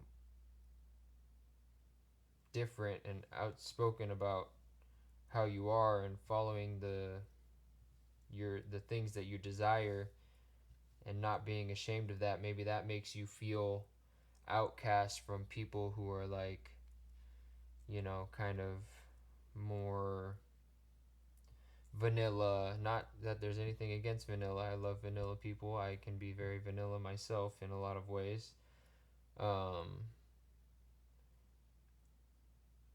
But yeah, maybe it makes you feel outcast from those people, and then this other side of you that's like I said, maybe very intelligent, even a little nerdy, which also I love nerds. That does not have any negative connotation in my vocabulary. Um, with these other more badass people that kind of have that energy, when you show this sensitive side, this nurturing side, maybe it makes you feel a little outcast from them, but your higher self wants you to know that you fit in both worlds, and as long as you don't dull either side of yourself, you can fit into both worlds and you can inspire both worlds and you can show them all that you don't have to just be this or that. You can be this amazing complex human being that lots of people probably would be surprised to believe exists. But again, with this judgment in reverse, you don't need anybody to believe that. You know it, your higher self knows it, I know it, your fellow misfits will recognize that in you. So, I think I said this in another pile, but I just really love this expression popped into my head, to just let your freak flag fly. And I keep stuttering on it, stumbling on it every time, but let your freak flag fly. Um, so that's your message about what makes you a misfit from your higher self. Now we're gonna go ahead and get a message from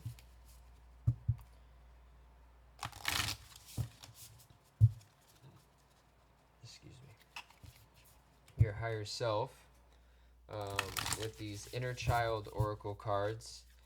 And since this is a message from your higher self, I want to know, what does your higher self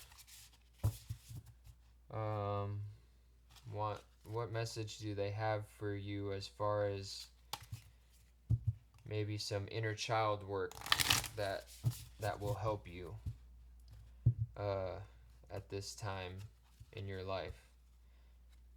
Because they didn't seem to bring through too many challenges for you, but they're always around. Um,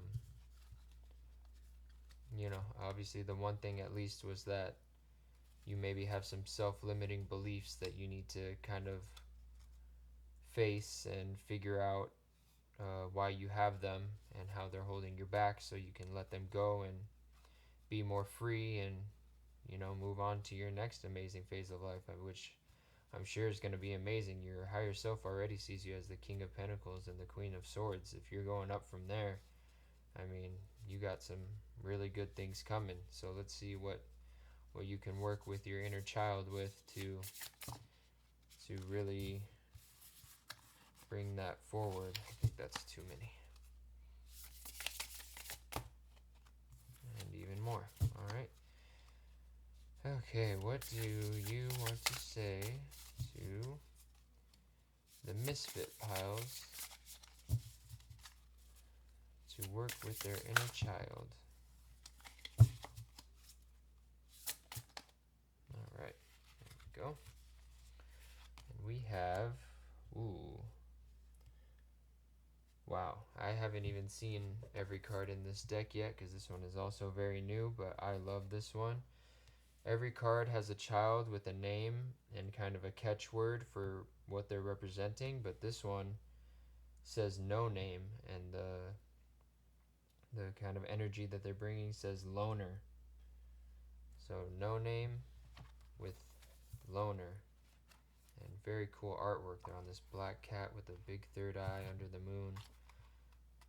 Love it. So, comes with this little book. Every child that comes through has their own little story, and I'm going to read you the story of No Name with Loner. I am No Name. Unplugged from the system, I journey from the soul. Chosen to come to earth in full remembrance of the truths of the universe, I was raised by the earth away from societal norms and rules, away from family systems and religions. Each thought and opinion I have formed is from my essence. No Name has come to visit you because you are plugged into the system, the illusion. When we are born into this world, we each experience an interaction. Programs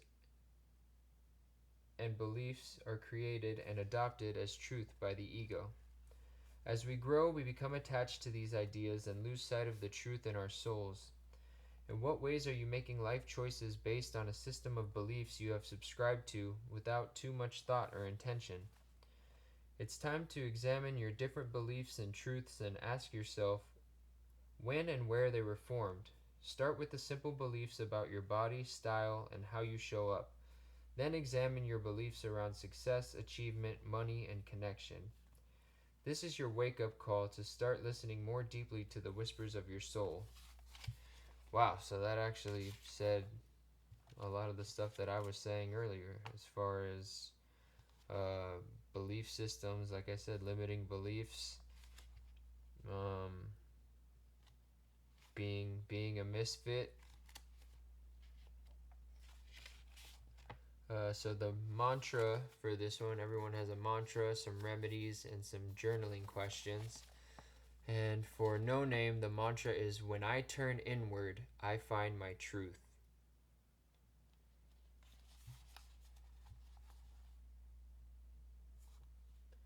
And you can also go ahead and take a look at the remedies and journaling questions. Got some good ones. Journaling question here. What beliefs and ideas in my life have I given authority to? Some remedies.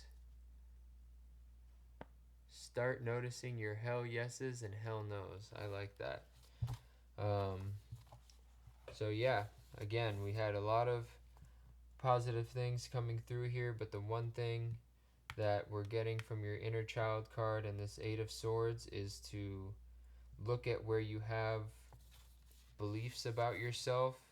And I even mentioned earlier that a lot of these are probably not even your own limiting beliefs. They're things that you learned maybe as a child that are still affecting you today because you haven't gotten to that place of realizing them.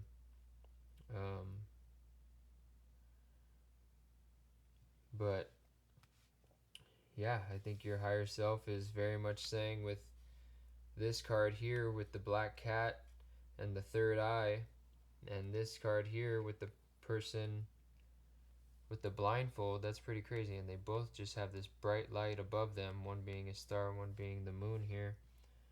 I think they're saying that you can follow your intuition. Cats represent intuition. Third eye represents intuition. Blindfold, closing your eyes, represents intuition. The moon represents intuition. I mean, geez, lots of messages here of listening to your intuition, turning off outside sources of information. This Three of Swords and the Eight of Swords is basically saying that a lot of your problems are coming from listening to other people. And with this color green here in the cat's three eyes, green represents the heart chakra. So I think, if you can do some work with your heart chakra and your third eye chakra, you can really bring love into these places where you've been hurt. Send as much love as you can into those places that you've been hurt. Ask for help from your higher self. Ask for help from angels if you believe in that kind of thing. Do whatever you got to do. You're a misfit. You can do any kind of woo woo weird stuff that you want to help you get in touch with your intuition. Um, and yeah, like I said, you're a very strong, smart, capable person. I don't think there's anything getting in your way. And yeah, like I said, if anything, your higher self is very proud of you, and they just had a little bit of advice here and a lot of appreciation for you. So what I would like to do next is we're gonna bring out these Spark Magic matches. Um, there's 50 matches in here, and they're supposed to spark magic in your life, and they're little prompts and suggestions for ways that you can find your power. So I'm gonna give you guys another little choice here.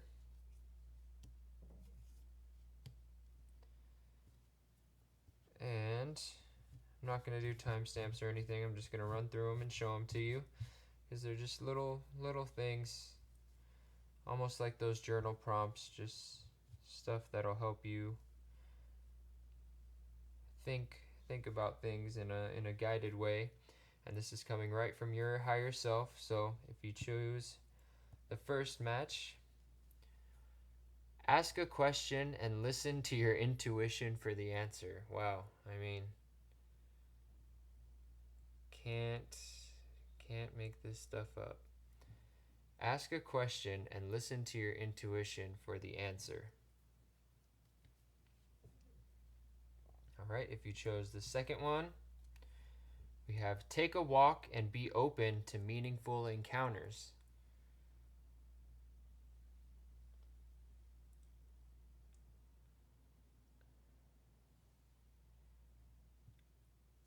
Take a walk and be open to meaningful encounters. Now, when I am hearing this, I just want to put a disclaimer here that be open to meaningful encounters doesn't just mean, oh, you're going to take a walk and you're going to meet somebody. Like, if you're an introverted person and that sounds horrible to you, like, don't worry. I don't think that's exactly what this is saying. If you're an extrovert and you would love to meet somebody out on a walk and talk to them and exchange ideas, that's awesome too.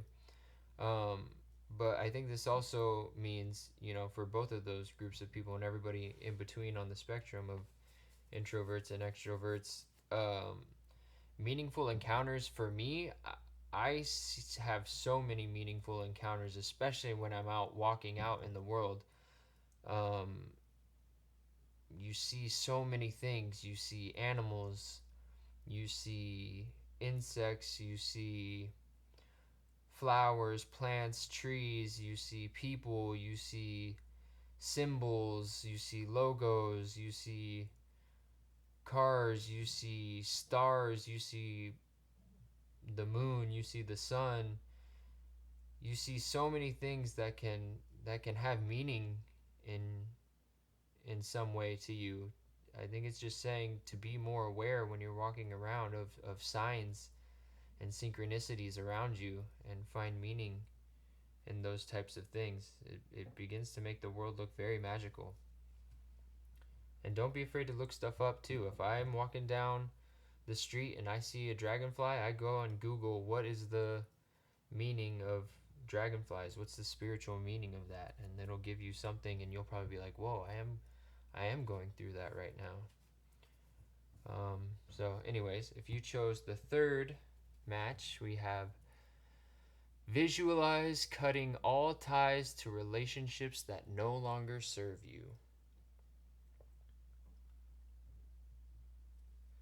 Visualize cutting all ties to relationships that no longer serve you. And I think the people who choose this match or who resonate with it um, are probably going to have a lot of limiting swords from whoever these people are that they want to cut off the relationship to. And I forgot to mention, but you can choose to follow every single one of these four matches if you like. You don't have to just choose one. There's not necessarily just one that was meant for you. Same thing with the cards. That's what I love about these pick a card readings, about these um, readings where you're allowed to make some little intuitive choice. I think it just adds a lot to the meaning. So as far as the last match, we have create a sacred space for contemplation and magic.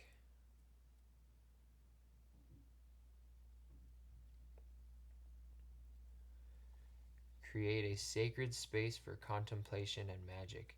And I think I also want to give another disclaimer here that this sacred space for contemplation and magic doesn't necessarily mean that it's a place that you're going to sit and think and think.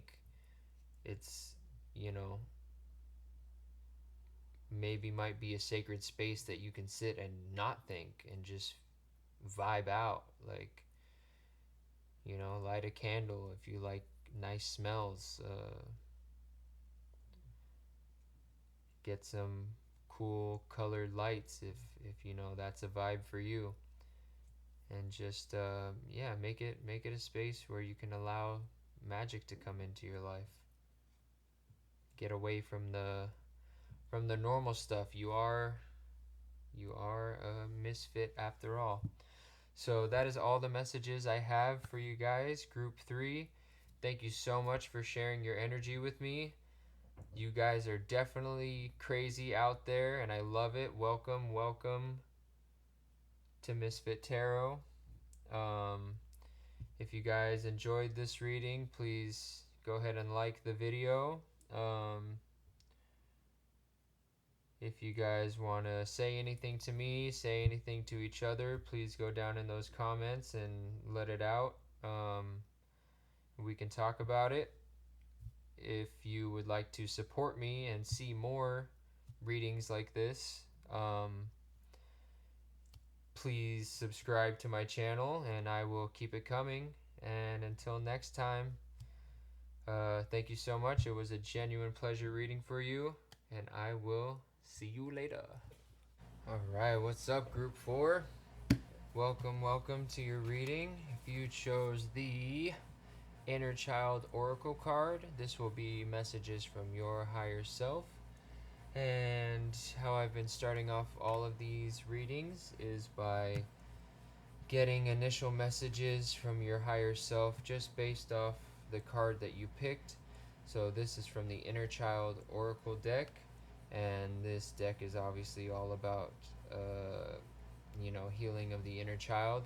So I think that if you chose this group, that you're somebody who has like a nice childlike energy. That's what I'm feeling here. Excuse me. You're and childlike, some of you may be like, oh, I'm not a child, I'm a grown up. Like, being childlike is not a bad thing at all. Being childlike, in my opinion, is something very valuable and very special and very powerful. So I think one thing that's coming through is maybe you're somebody who's got like a childlike sense of curiosity about you. You maybe ask questions that kind of throw people for a loop. Like when a kid comes up and asks, "Why is the sky blue?" and then you're like, "Whoa!" Like, actually, I don't know. Like, why is the sky blue? And they kind of spark that curiosity in you as the adult. I think you do that for other people. You kind of ask questions sometimes, and they're like, "Oh, well, I didn't really think about it. I just thought that's how it is, or that's how it's always been done." Um, so that's a really cool thing about you. Another energy that I'm getting is you are playful. Maybe you're like the type of person in your group of friends, or even when you're one-on-one with somebody and you're walking somewhere, like even to a restaurant, even if you were like, I'm getting the image of you like going to a fancy restaurant with somebody and you're like dressed up nice and it's a nice night, and on the way to the restaurant you're like, okay, I'll race you there, and you just still, even though on the outside you look like very grown up, very put together, you still have this fun loving childlike energy about you. So that is beautiful, and that is straight from your higher self saying they appreciate that about you. Don't forget that. Don't let that be dulled by boring adult life. um, so how I've been starting all the readings, and how I start pretty much all of my higher self message readings, unless the person I'm reading for, wants it otherwise. I am somebody who is not the biggest fan of structure, so um, I start off not really asking a question, just telling your higher self that they're free to give us whatever message they want to give first. What's the first thing they want to tell you? Because I don't know how often you talk to them, but I think the answer for just about everybody is not enough. Our higher selves are here. They're wanting to guide us. They're always giving us messages, giving us signs. So to grant them an audience like this, I know is very much appreciated for them, and they always have a lot to say. So we're going to see what is most important for them to say to you first. Okay, what do you want to say to group 4? Oh, all right. Temperance in reverse. Okay. The 6 of Swords in reverse.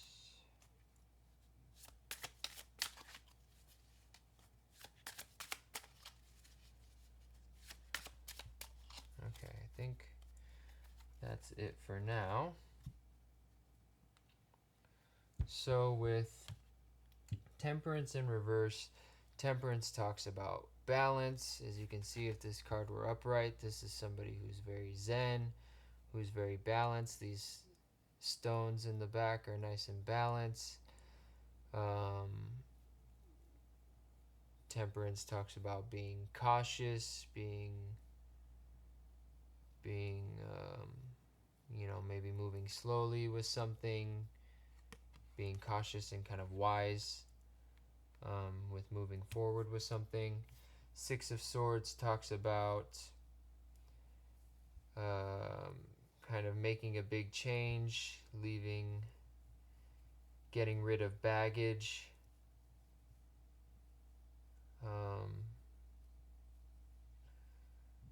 So with these both being reversed, I feel compelled to start with Temperance. So with Temperance in reverse,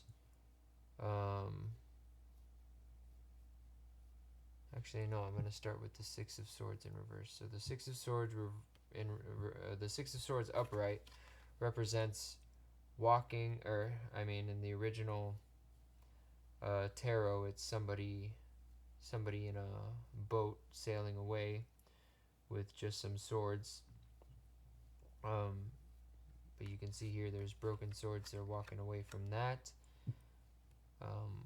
Moving on to something new. So maybe this is suggesting that you are having an aversion to letting go of some type of baggage. You know what? I think I need another card. This is not too clear so far. So 9 of Pentacles. Okay. So 9 of Pentacles is about luxury, abundance. Look at this.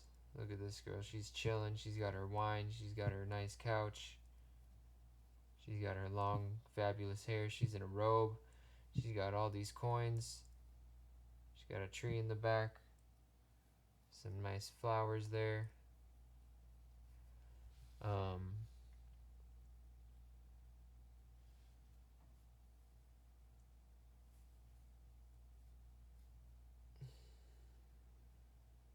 So maybe this is kind of the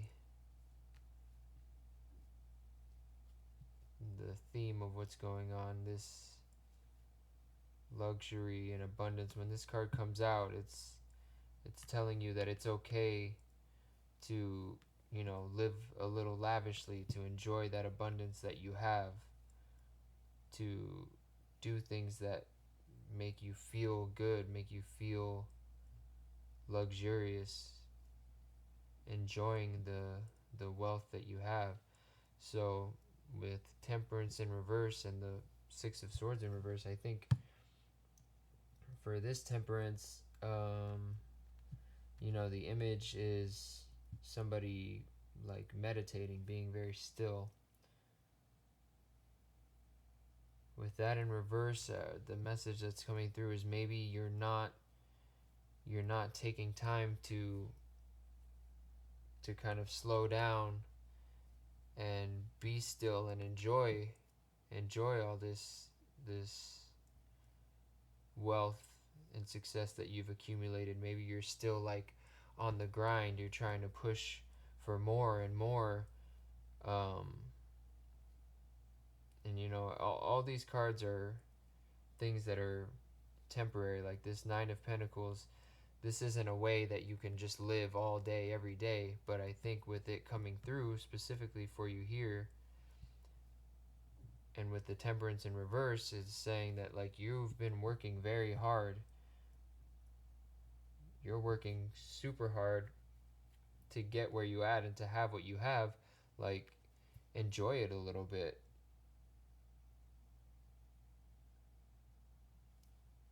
And maybe with the Six of Swords,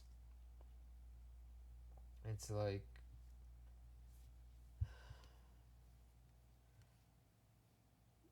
you're not feeling ready to move on to the next chapter of your life. Like,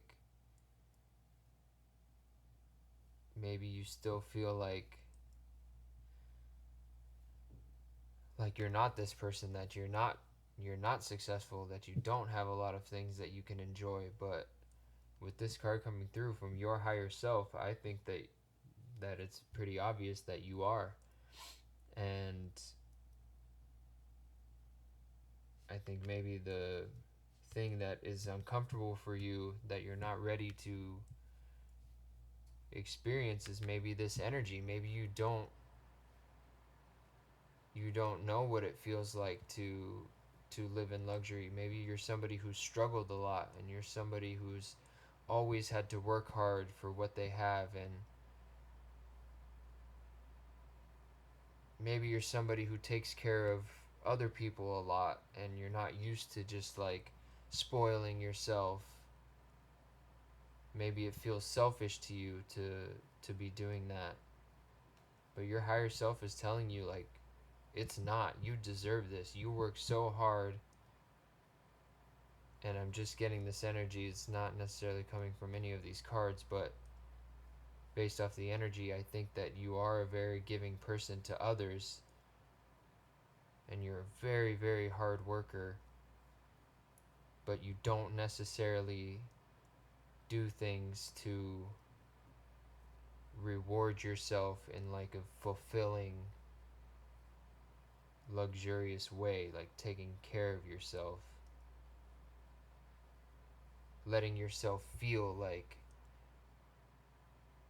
who you are. Like, who you are is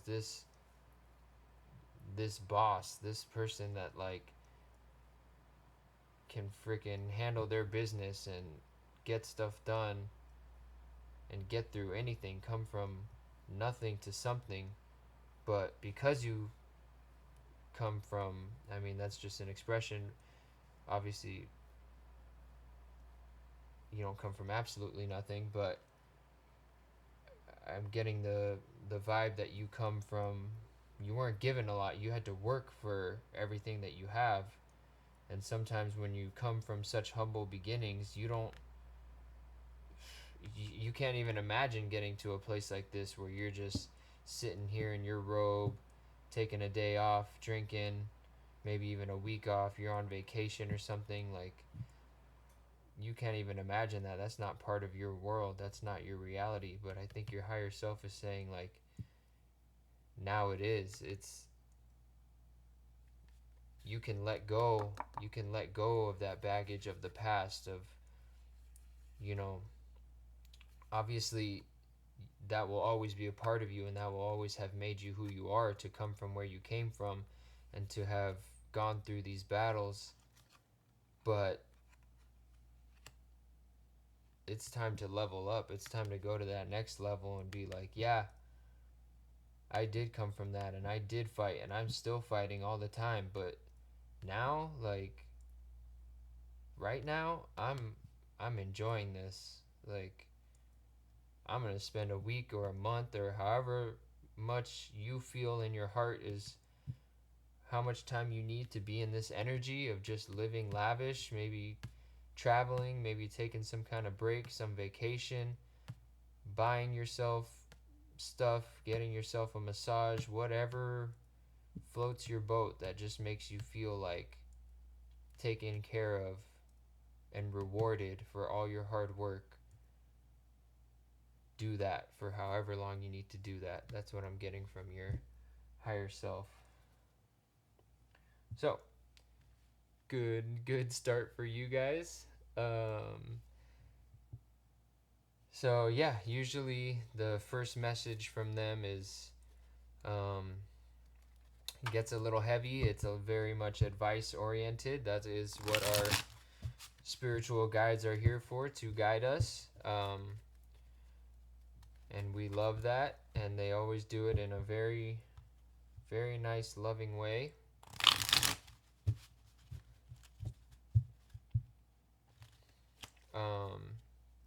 But I like to follow up that little self-growth talk with being a little more directed in this question of saying, asking your higher self, what is this person doing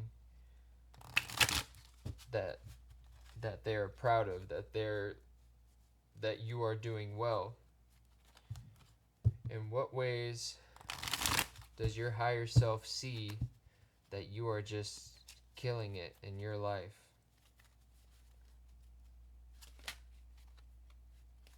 Anything flip over there? No.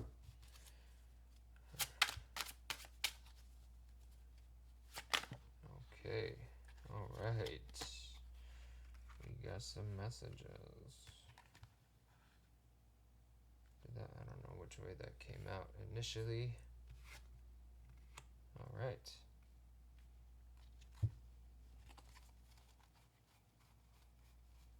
So, here.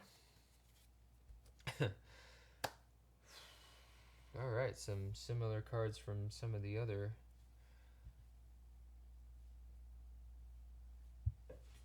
groups. So yeah, with this Ace of Cups, this came out, I believe, in group 2, possibly group 1.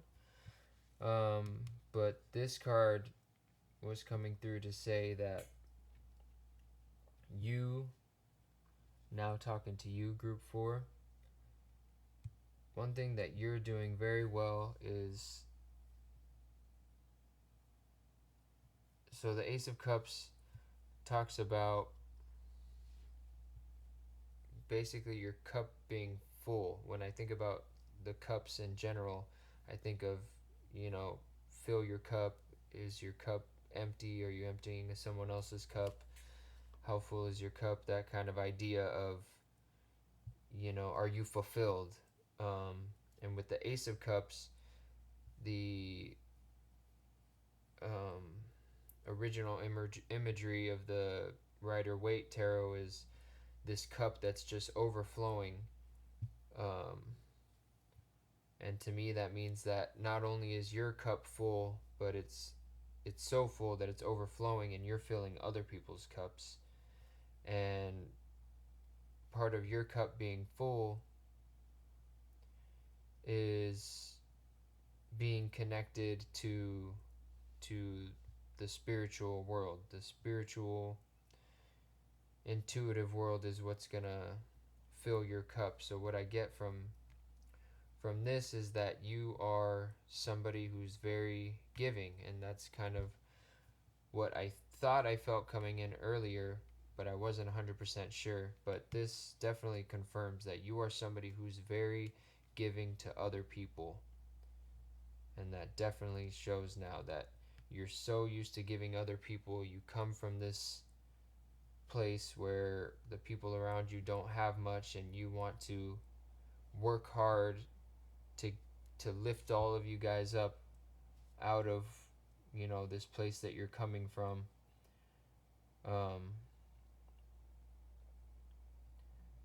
and that's just really awesome. Like, your higher self sees that, and they want you to know that that's a core part of you. This part of you that no matter how hard you're working, no matter what you're going through, like, I'm seeing right now that you're not sacrificing giving to other people. That's a given. It's given that you're a giver. You will always be giving to other people, whether you have 1 cent or you have $1 million. Like, you are not afraid to give that because you have a good heart, and you know what it's like to not to to be wanting, and you don't want other people to feel like that. You will sacrifice your own feeling of of wealth and having what you need so that others can have what they need. And that is so beautiful, and your higher self is bringing that through specifically for this question of what you do well in life. But they do also want you to take a little bit of that love. You have so much. Give some of it to yourself, please, because you freaking deserve it. You are the boss. Um, with this Hierophant in reverse, um, so generally the Hierophant, when it's upright, this is a spiritual guide. This is kind of like religion vibes, institutions, things that are very structured. Um, and that's something that can help us out in certain points of our lives. But with this in reverse, I think this is saying that you are somebody who does not color inside the lines. You are not somebody who just follows the rules. You are not somebody who needs someone else to tell you what to do. Like I said, you're the boss. You are a boss. You are the person who knows what to do. You have a good heart, and you're a hard worker, and you're creative. With the Hierophant, like I said, being a card of structure, with it in reverse, I think of somebody who thinks outside the box. And that's probably exactly what got you from where you were to where you are now and got you all this success. One, because you're so giving, and when you give, things come back to you. And two, because you know how to think outside the box. You don't just do what everybody else is doing. You don't just follow the path that everybody else goes down. You didn't just say, oh, well, I'm going to do this, and then I'm going to make this amount of money for this amount of years and get a raise after this amount of time. No, that's so funny. I was going to say you grab the bull by the horns, and there's actually an image of a bull skull here with the Hierophant. You grab that bull by the horns and you guide it where you're trying to go. Um, so that's really cool. That's very powerful. King of Swords. King of Swords, you're somebody extremely intelligent, which obviously to tie along with all this success you have overcoming these obstacles that you've overcome. The King of Swords is somebody that people come to for advice. They trust you. They know that you got a good head on your shoulders and that you've worked for everything you have. So you don't have to go around telling everybody, hey, I know what I'm talking about. Listen to me. No, they come to you because they see that you have what you have. And when they hear your story, they're like, what the hell? How did they get all this starting from that? And they come to you for advice. They come to you for ideas. And you're somebody that's going to tell it straight. You're not somebody who's going to give BS and tell somebody, oh, yeah, it's easy. All you have to do is believe in yourself. You're going to be like, no, like, it takes this, and this. I did this for this long. If you think you're going to get to where I am by just doing that, forget about it. Like, you will tell it exactly how it is, and people respect the hell out of that. I know I do. You are somebody who commands respect for sure.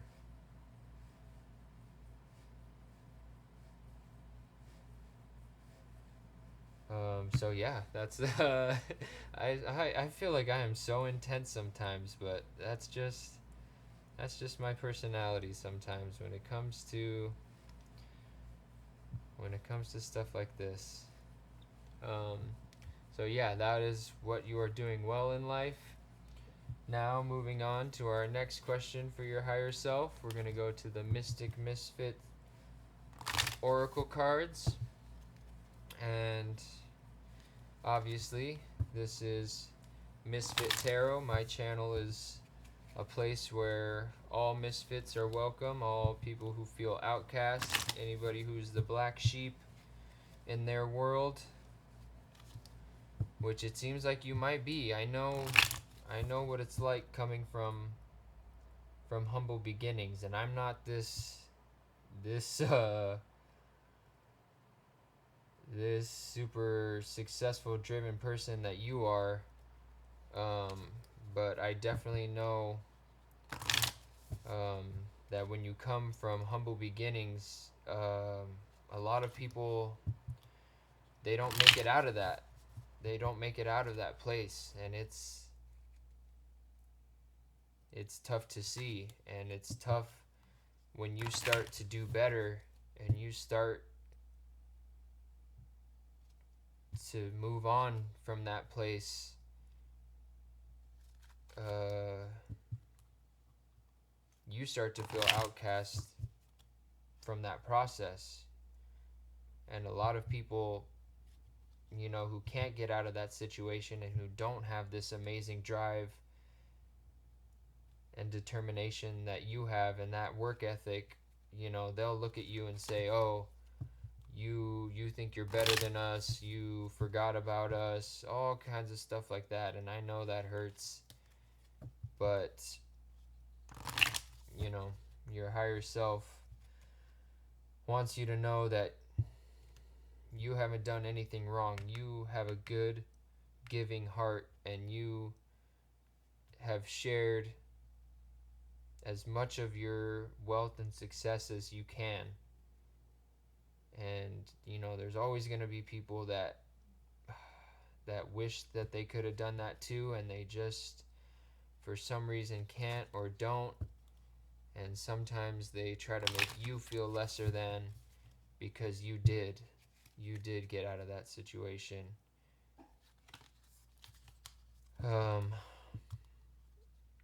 But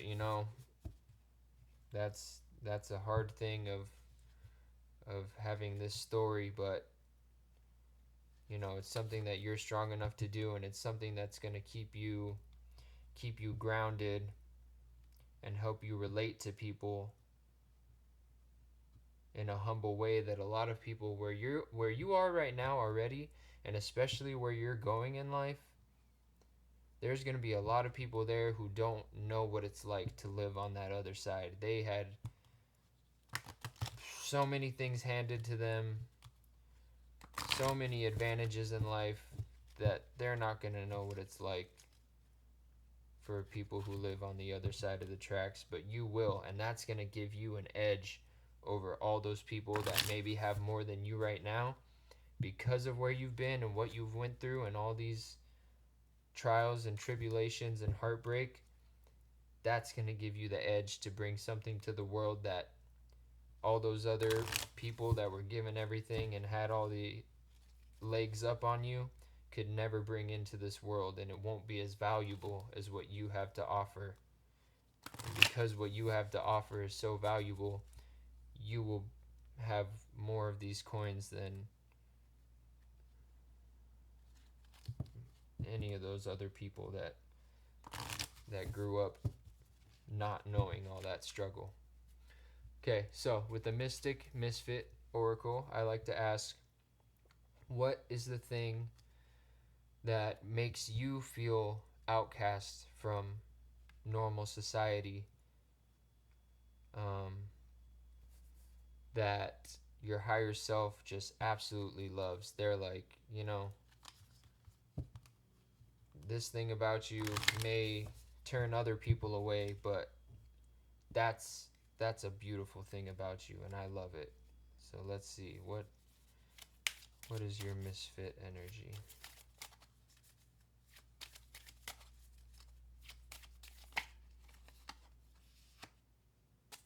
Lovers. Love the lovers. This is a new deck for me though, so I do have to look at the little um,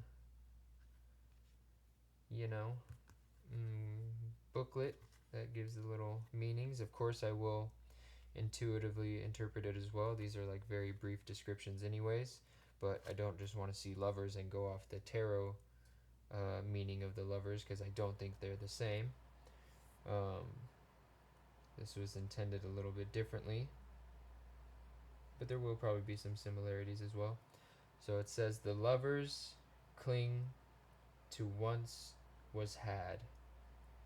Loss, reflection, regret, apprehension, love, self. So that's kind of crazy. That's another time that pretty much just exactly uh, what I was saying is kind of what came up next. I think what makes you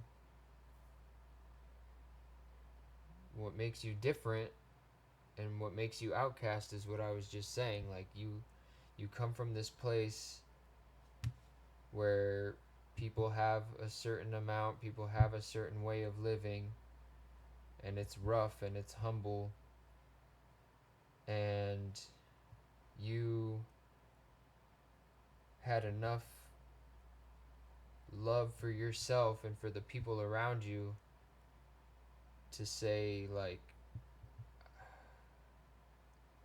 I don't have to be stuck here, and neither do any of you. But that's the hard thing, is that you can't take everybody with you, and that's really hard. You can really see that here in this card that came out for you. This is you, whatever gender you are or identify as, doesn't matter. This is you, and you just have so much love for where you came from, but I think these bones and this skull, it represents the people that just wasn't meant for them, or that they just for some reason could not come with you to where you are now, and you look back on them so fondly and you still have so much love for them, and you still hold hope that they can better their own situation, but you live with that pain of knowing that you couldn't save them. And I'm getting very emotional in this message. Um, so I think this is something that you know is a deep part of you and really affects you too. Like I said, your higher self wants you to let it be okay for you to enjoy where you're at, because a big all right, pull it together. A big part of you just feels so much for the people that were your family, that was your community that you were born into. um and maybe you feel guilty. You feel guilty for being where you are now and for them to still be where they are, and you've tried to give to try to help them out of it, but at the end of the day, the only way people can do what you've done is to do what you did and take it upon themselves to work hard and to tell themselves that they deserve all the success, that they deserve more love, they deserve more positivity. But yeah, I think the thing that makes you outcast is the fact that you did work so hard and you did get out of whatever environment you started in, and that's made you outcast. Maybe that's taken you so far away from some people in your community. Maybe some of those people that you remember fondly, maybe they passed away. And if that's the case, I think another part of this reason that I'm being affected so emotionally is that maybe they're coming in too. They're saying, hey, I know you're talking to your higher self, but we just want you to know that. Or maybe it's, if even if they didn't pass away, even if they're still there and they're just still stuck in that situation, maybe their higher selves are coming through to tell you that it's okay. They don't blame you. Maybe their 3D selves, maybe they blame you, but their higher selves, they know that you were just following your path and doing what you're meant to do, and they still have just as much love for you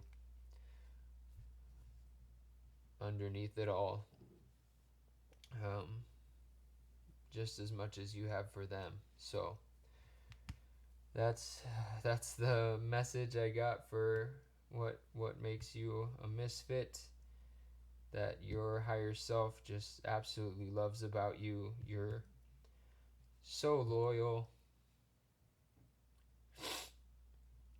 and so kind and so humble. And if anybody is upset with you for that, just have compassion for them and keep doing you. You can always have a place for them in your heart, but you keep doing you, and maybe one day they'll come around and they'll understand and they'll be inspired by you, and maybe they won't, and that's just part of life. So, moving on to the inner child oracle.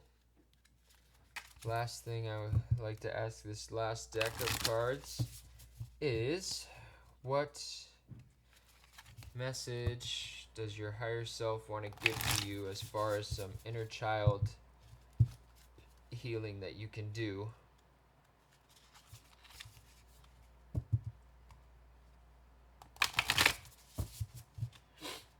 to just help you keep growing in your life? Because obviously you're somebody who's always pushing forward.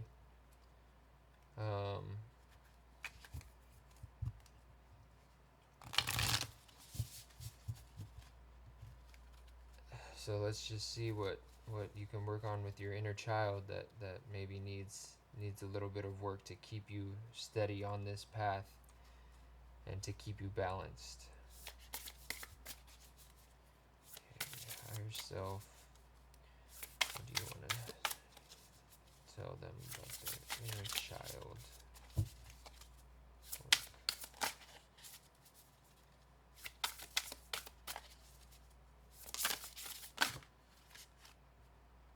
There's too many.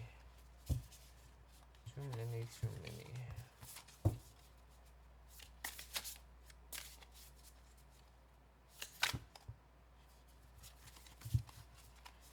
Alright, what do you want to tell this person's inner child? I mean, come on. This was the inner child pile. What is... Maybe this might be a hard message. Maybe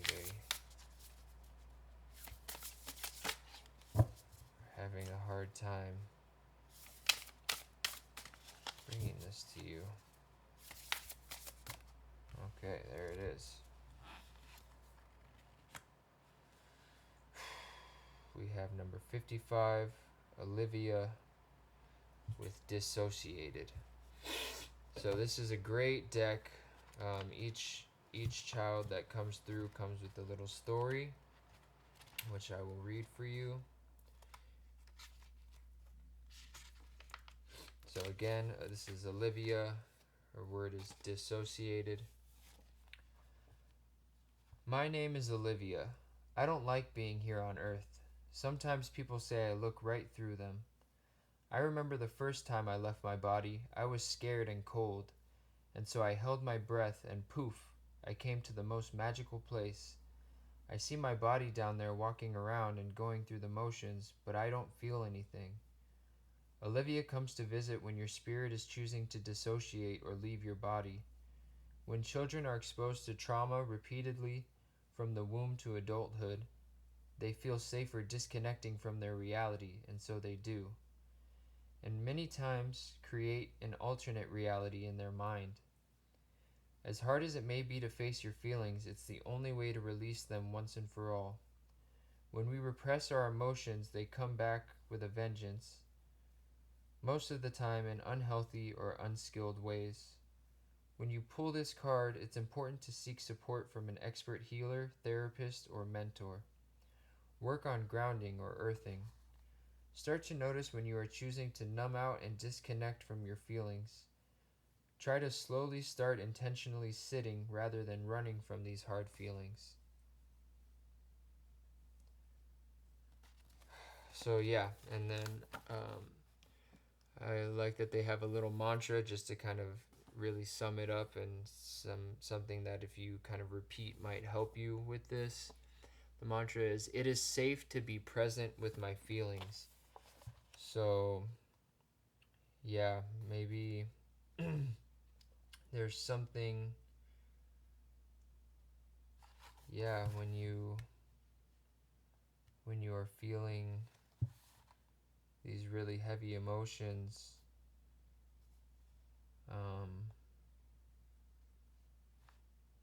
you dissociate and you feel so uncomfortable feeling those things.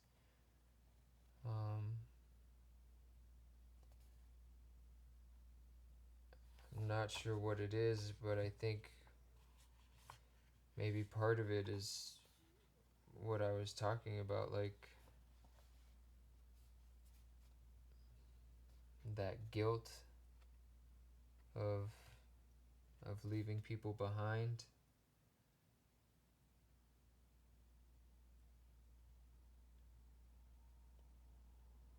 But I think what the message that's coming through here is, whatever feelings that you're having, they don't go away by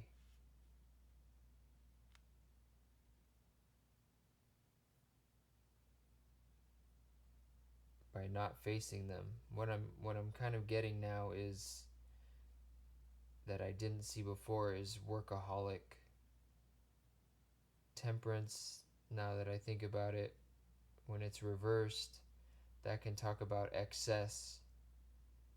And what I was saying earlier about working so hard that you don't have time to enjoy yourself and giving to others, maybe maybe that's where you have your excess.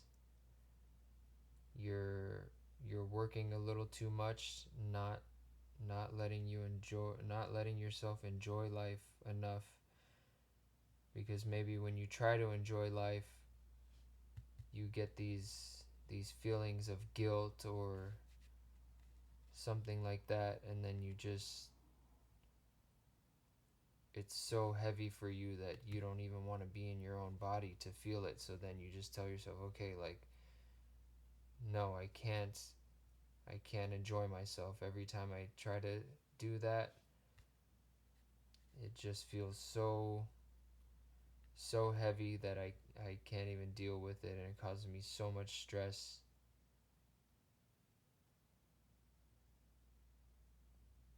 So then you just pour yourself into your work. Maybe there are other other things that you are doing in excess.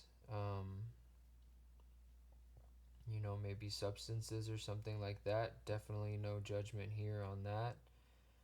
Um, but definitely excess is something to watch about. And again, whether it's work, whether it's drugs, alcohol, food, whatever, these things that you're using to escape your emotions, it's not making them go anywhere. You can hide in your work for a while, but if you do that too much in excess, eventually you're going to get sick. If you're overworked, you will get sick somehow, whether it's an injury or disease, something like that. Like too much stress, too much work will lead to imbalance, and that will cause, not to scare you, but this is just like, this is advice I would give to anybody, and this is coming from your higher self because they love you and they see so many great things about you. And like I said, I think that was why it was taking a while for this card to come out, because they know that it's something very sensitive for you, and they almost didn't want to didn't want to make you think about it, but your higher self is the highest version of you. And like I said, when you are the King of Swords, you're somebody who's going to tell it straight. So your higher self is somebody who's going to tell it straight, even if it's scary to you, even if it hurts you, because that's how you are. You're going to tell it to people straight, even if it's what they don't want to hear. It's what they need to hear. It's the truth. So yeah, definitely feel safe to feel your feelings. I know that's just totally easier said than done, but find your community, find those people that you can feel safe with, and like it said in here, maybe even if you need to, take some of that success, some of that wealth you have, put it into a therapist or some kind of healer, somebody that you can have a safe space to talk to. If you don't have anybody like that, you need somebody like that. Everybody needs somebody like that. Everyone needs somebody that they can talk to honestly about their feelings and let them out, because like it said in Olivia's message, when you repress your emotions, they just get stronger. They don't go anywhere. It's once you face them, once you bring them to the light, that they can be healed. So I really wish you the best of luck to that. You have so much of my love and support in that. You completely deserve just everything to keep going uphill for you. You're such a loving, caring person, giving person, hard worker. I've said about a million times. It's probably super annoying to hear me keep repeating the same terms, but you are just so smart, so fair, so creative, so giving.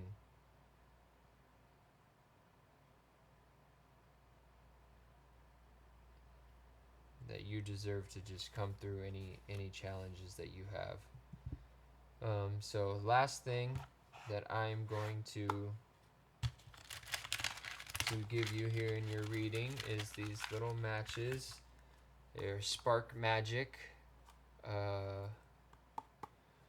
Spark Magic matches. There are 50 of them, and they all have little prompts and little suggestions and ways that you can find your power. So I'm going to give you another little mini selection here. Move these out of the way. Sorry, little geode. Citrine. Okay, and I'm not going to do timestamps for this one. It's just going to be a quick, we're going to go through them and show you guys your last message from your higher self. So if you're choosing the first mat, and I keep forgetting to say this, but you can choose all four if you want. You can take all of these little pieces of advice if you want and follow them. You can choose two, you can choose three, you can just choose one. You can stop watching right here if you want. It's all good.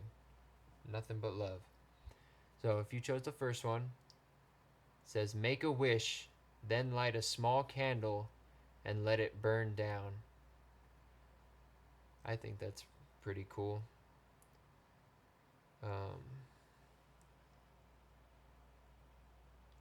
If you feel like that calls to you, and if you chose that, your higher self is asking you to make a wish, then light a small candle and let it burn down. And I feel like they want to say with that, like,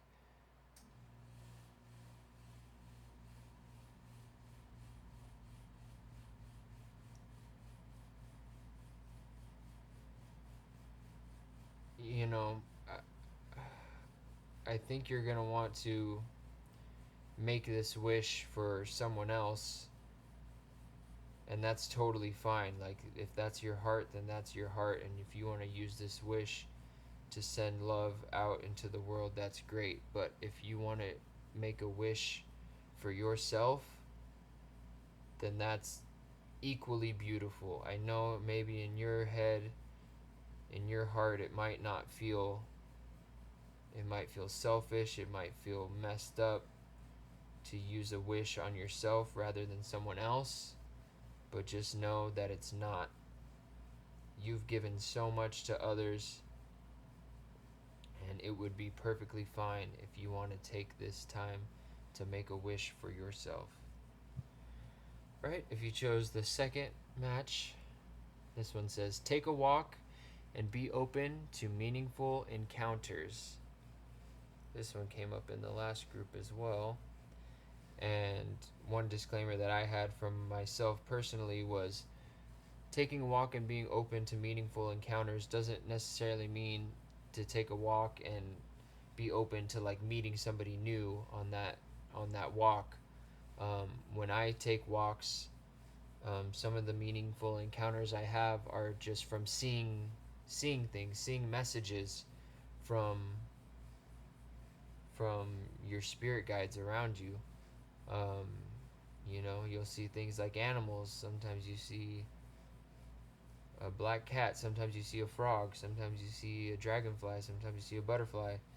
Sometimes you see an airplane. Like, sometimes you see somebody with a shirt that says something that like is very synchronistic with you, where you're like, what the heck, I was just thinking about that, or like, whoa, is that message on that shirt for me right now? Like, just be open to meaningful encounters with the world around you.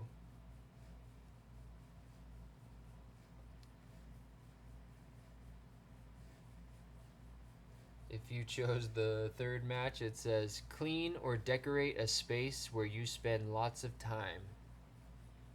A little bit of Marie Kondo energy there. Not sure if you know who she is, but she's all about cleaning up space and reorganizing and stuff. So clean or decorate a space where you spend lots of time. This will bring lots of good energy into your life, and this is a great form of self-care. When you spend a lot of time somewhere and you don't take care of it, it kind of brings this energy of you're not taking care of yourself. When you take care of your space, that energy bleeds into you. You take better care of yourself in a place that's clean. You take better care of something that is taken care of. When you have something that's messy, you're probably just going to keep making it messier. And also with decorating stuff, like, again, that's finding more. Well, I don't know if you listened to the last match, but when you decorate something, that gives it more meaning. Like, I have my little pumpkins here, I have my lights, I have over here in the corner this little glass thing with a rose in it. Reminds me of Beauty and the Beast. It reminds me of my romantic side, and that everybody can change and everybody deserves love. And I have this other little box from my inner child oracle deck. It says, "You are always safe when you turn within." You know, I have my candles, I have my rose petals, I have my crystals. I decorate my space where I spend lots of time, and it feels very sacred to me. When I sit here, I feel connected to myself, I feel connected to the world around me. I feel connected to you guys right now with your cards out here in front of me. But anyways, that's your match number 3. If you chose match number 4, we have design a symbol that reminds you to be your best self and use it often. That's pretty cool. If you chose this, either you are a creative type and that's going to be really fun for you, or you're not a creative type and hopefully you can make that fun for you. Um, because, you know, even if it's something that you're not good at, like, we don't have to be good at everything we do. Sometimes we can just do things to give it a shot. So design a symbol that reminds you to be your best self and use it often. I think that's a pretty cool creative project to undertake. So that's going to end this reading for you guys and your messages from your higher self. Thank you so much for watching. Thank you so much for sharing your energy with me. You guys are amazing people. Thank you for being so vulnerable, and letting me communicate with your higher self and you guys. Um, just much love, much appreciation, much respect for you guys. Um, you know, keep up the hard work, but also enjoy yourself. You really deserve it. And you know, if you guys liked this video, please hit that like button. If you guys have anything to say to me or want to talk to each other about, you know, finding people who resonate with this reading like you did, talk to them, leave some comments. And if you enjoyed my style and my reading, please support me and subscribe to my channel, and I'll keep it coming for you guys. So thank you so much, and I will see you guys later.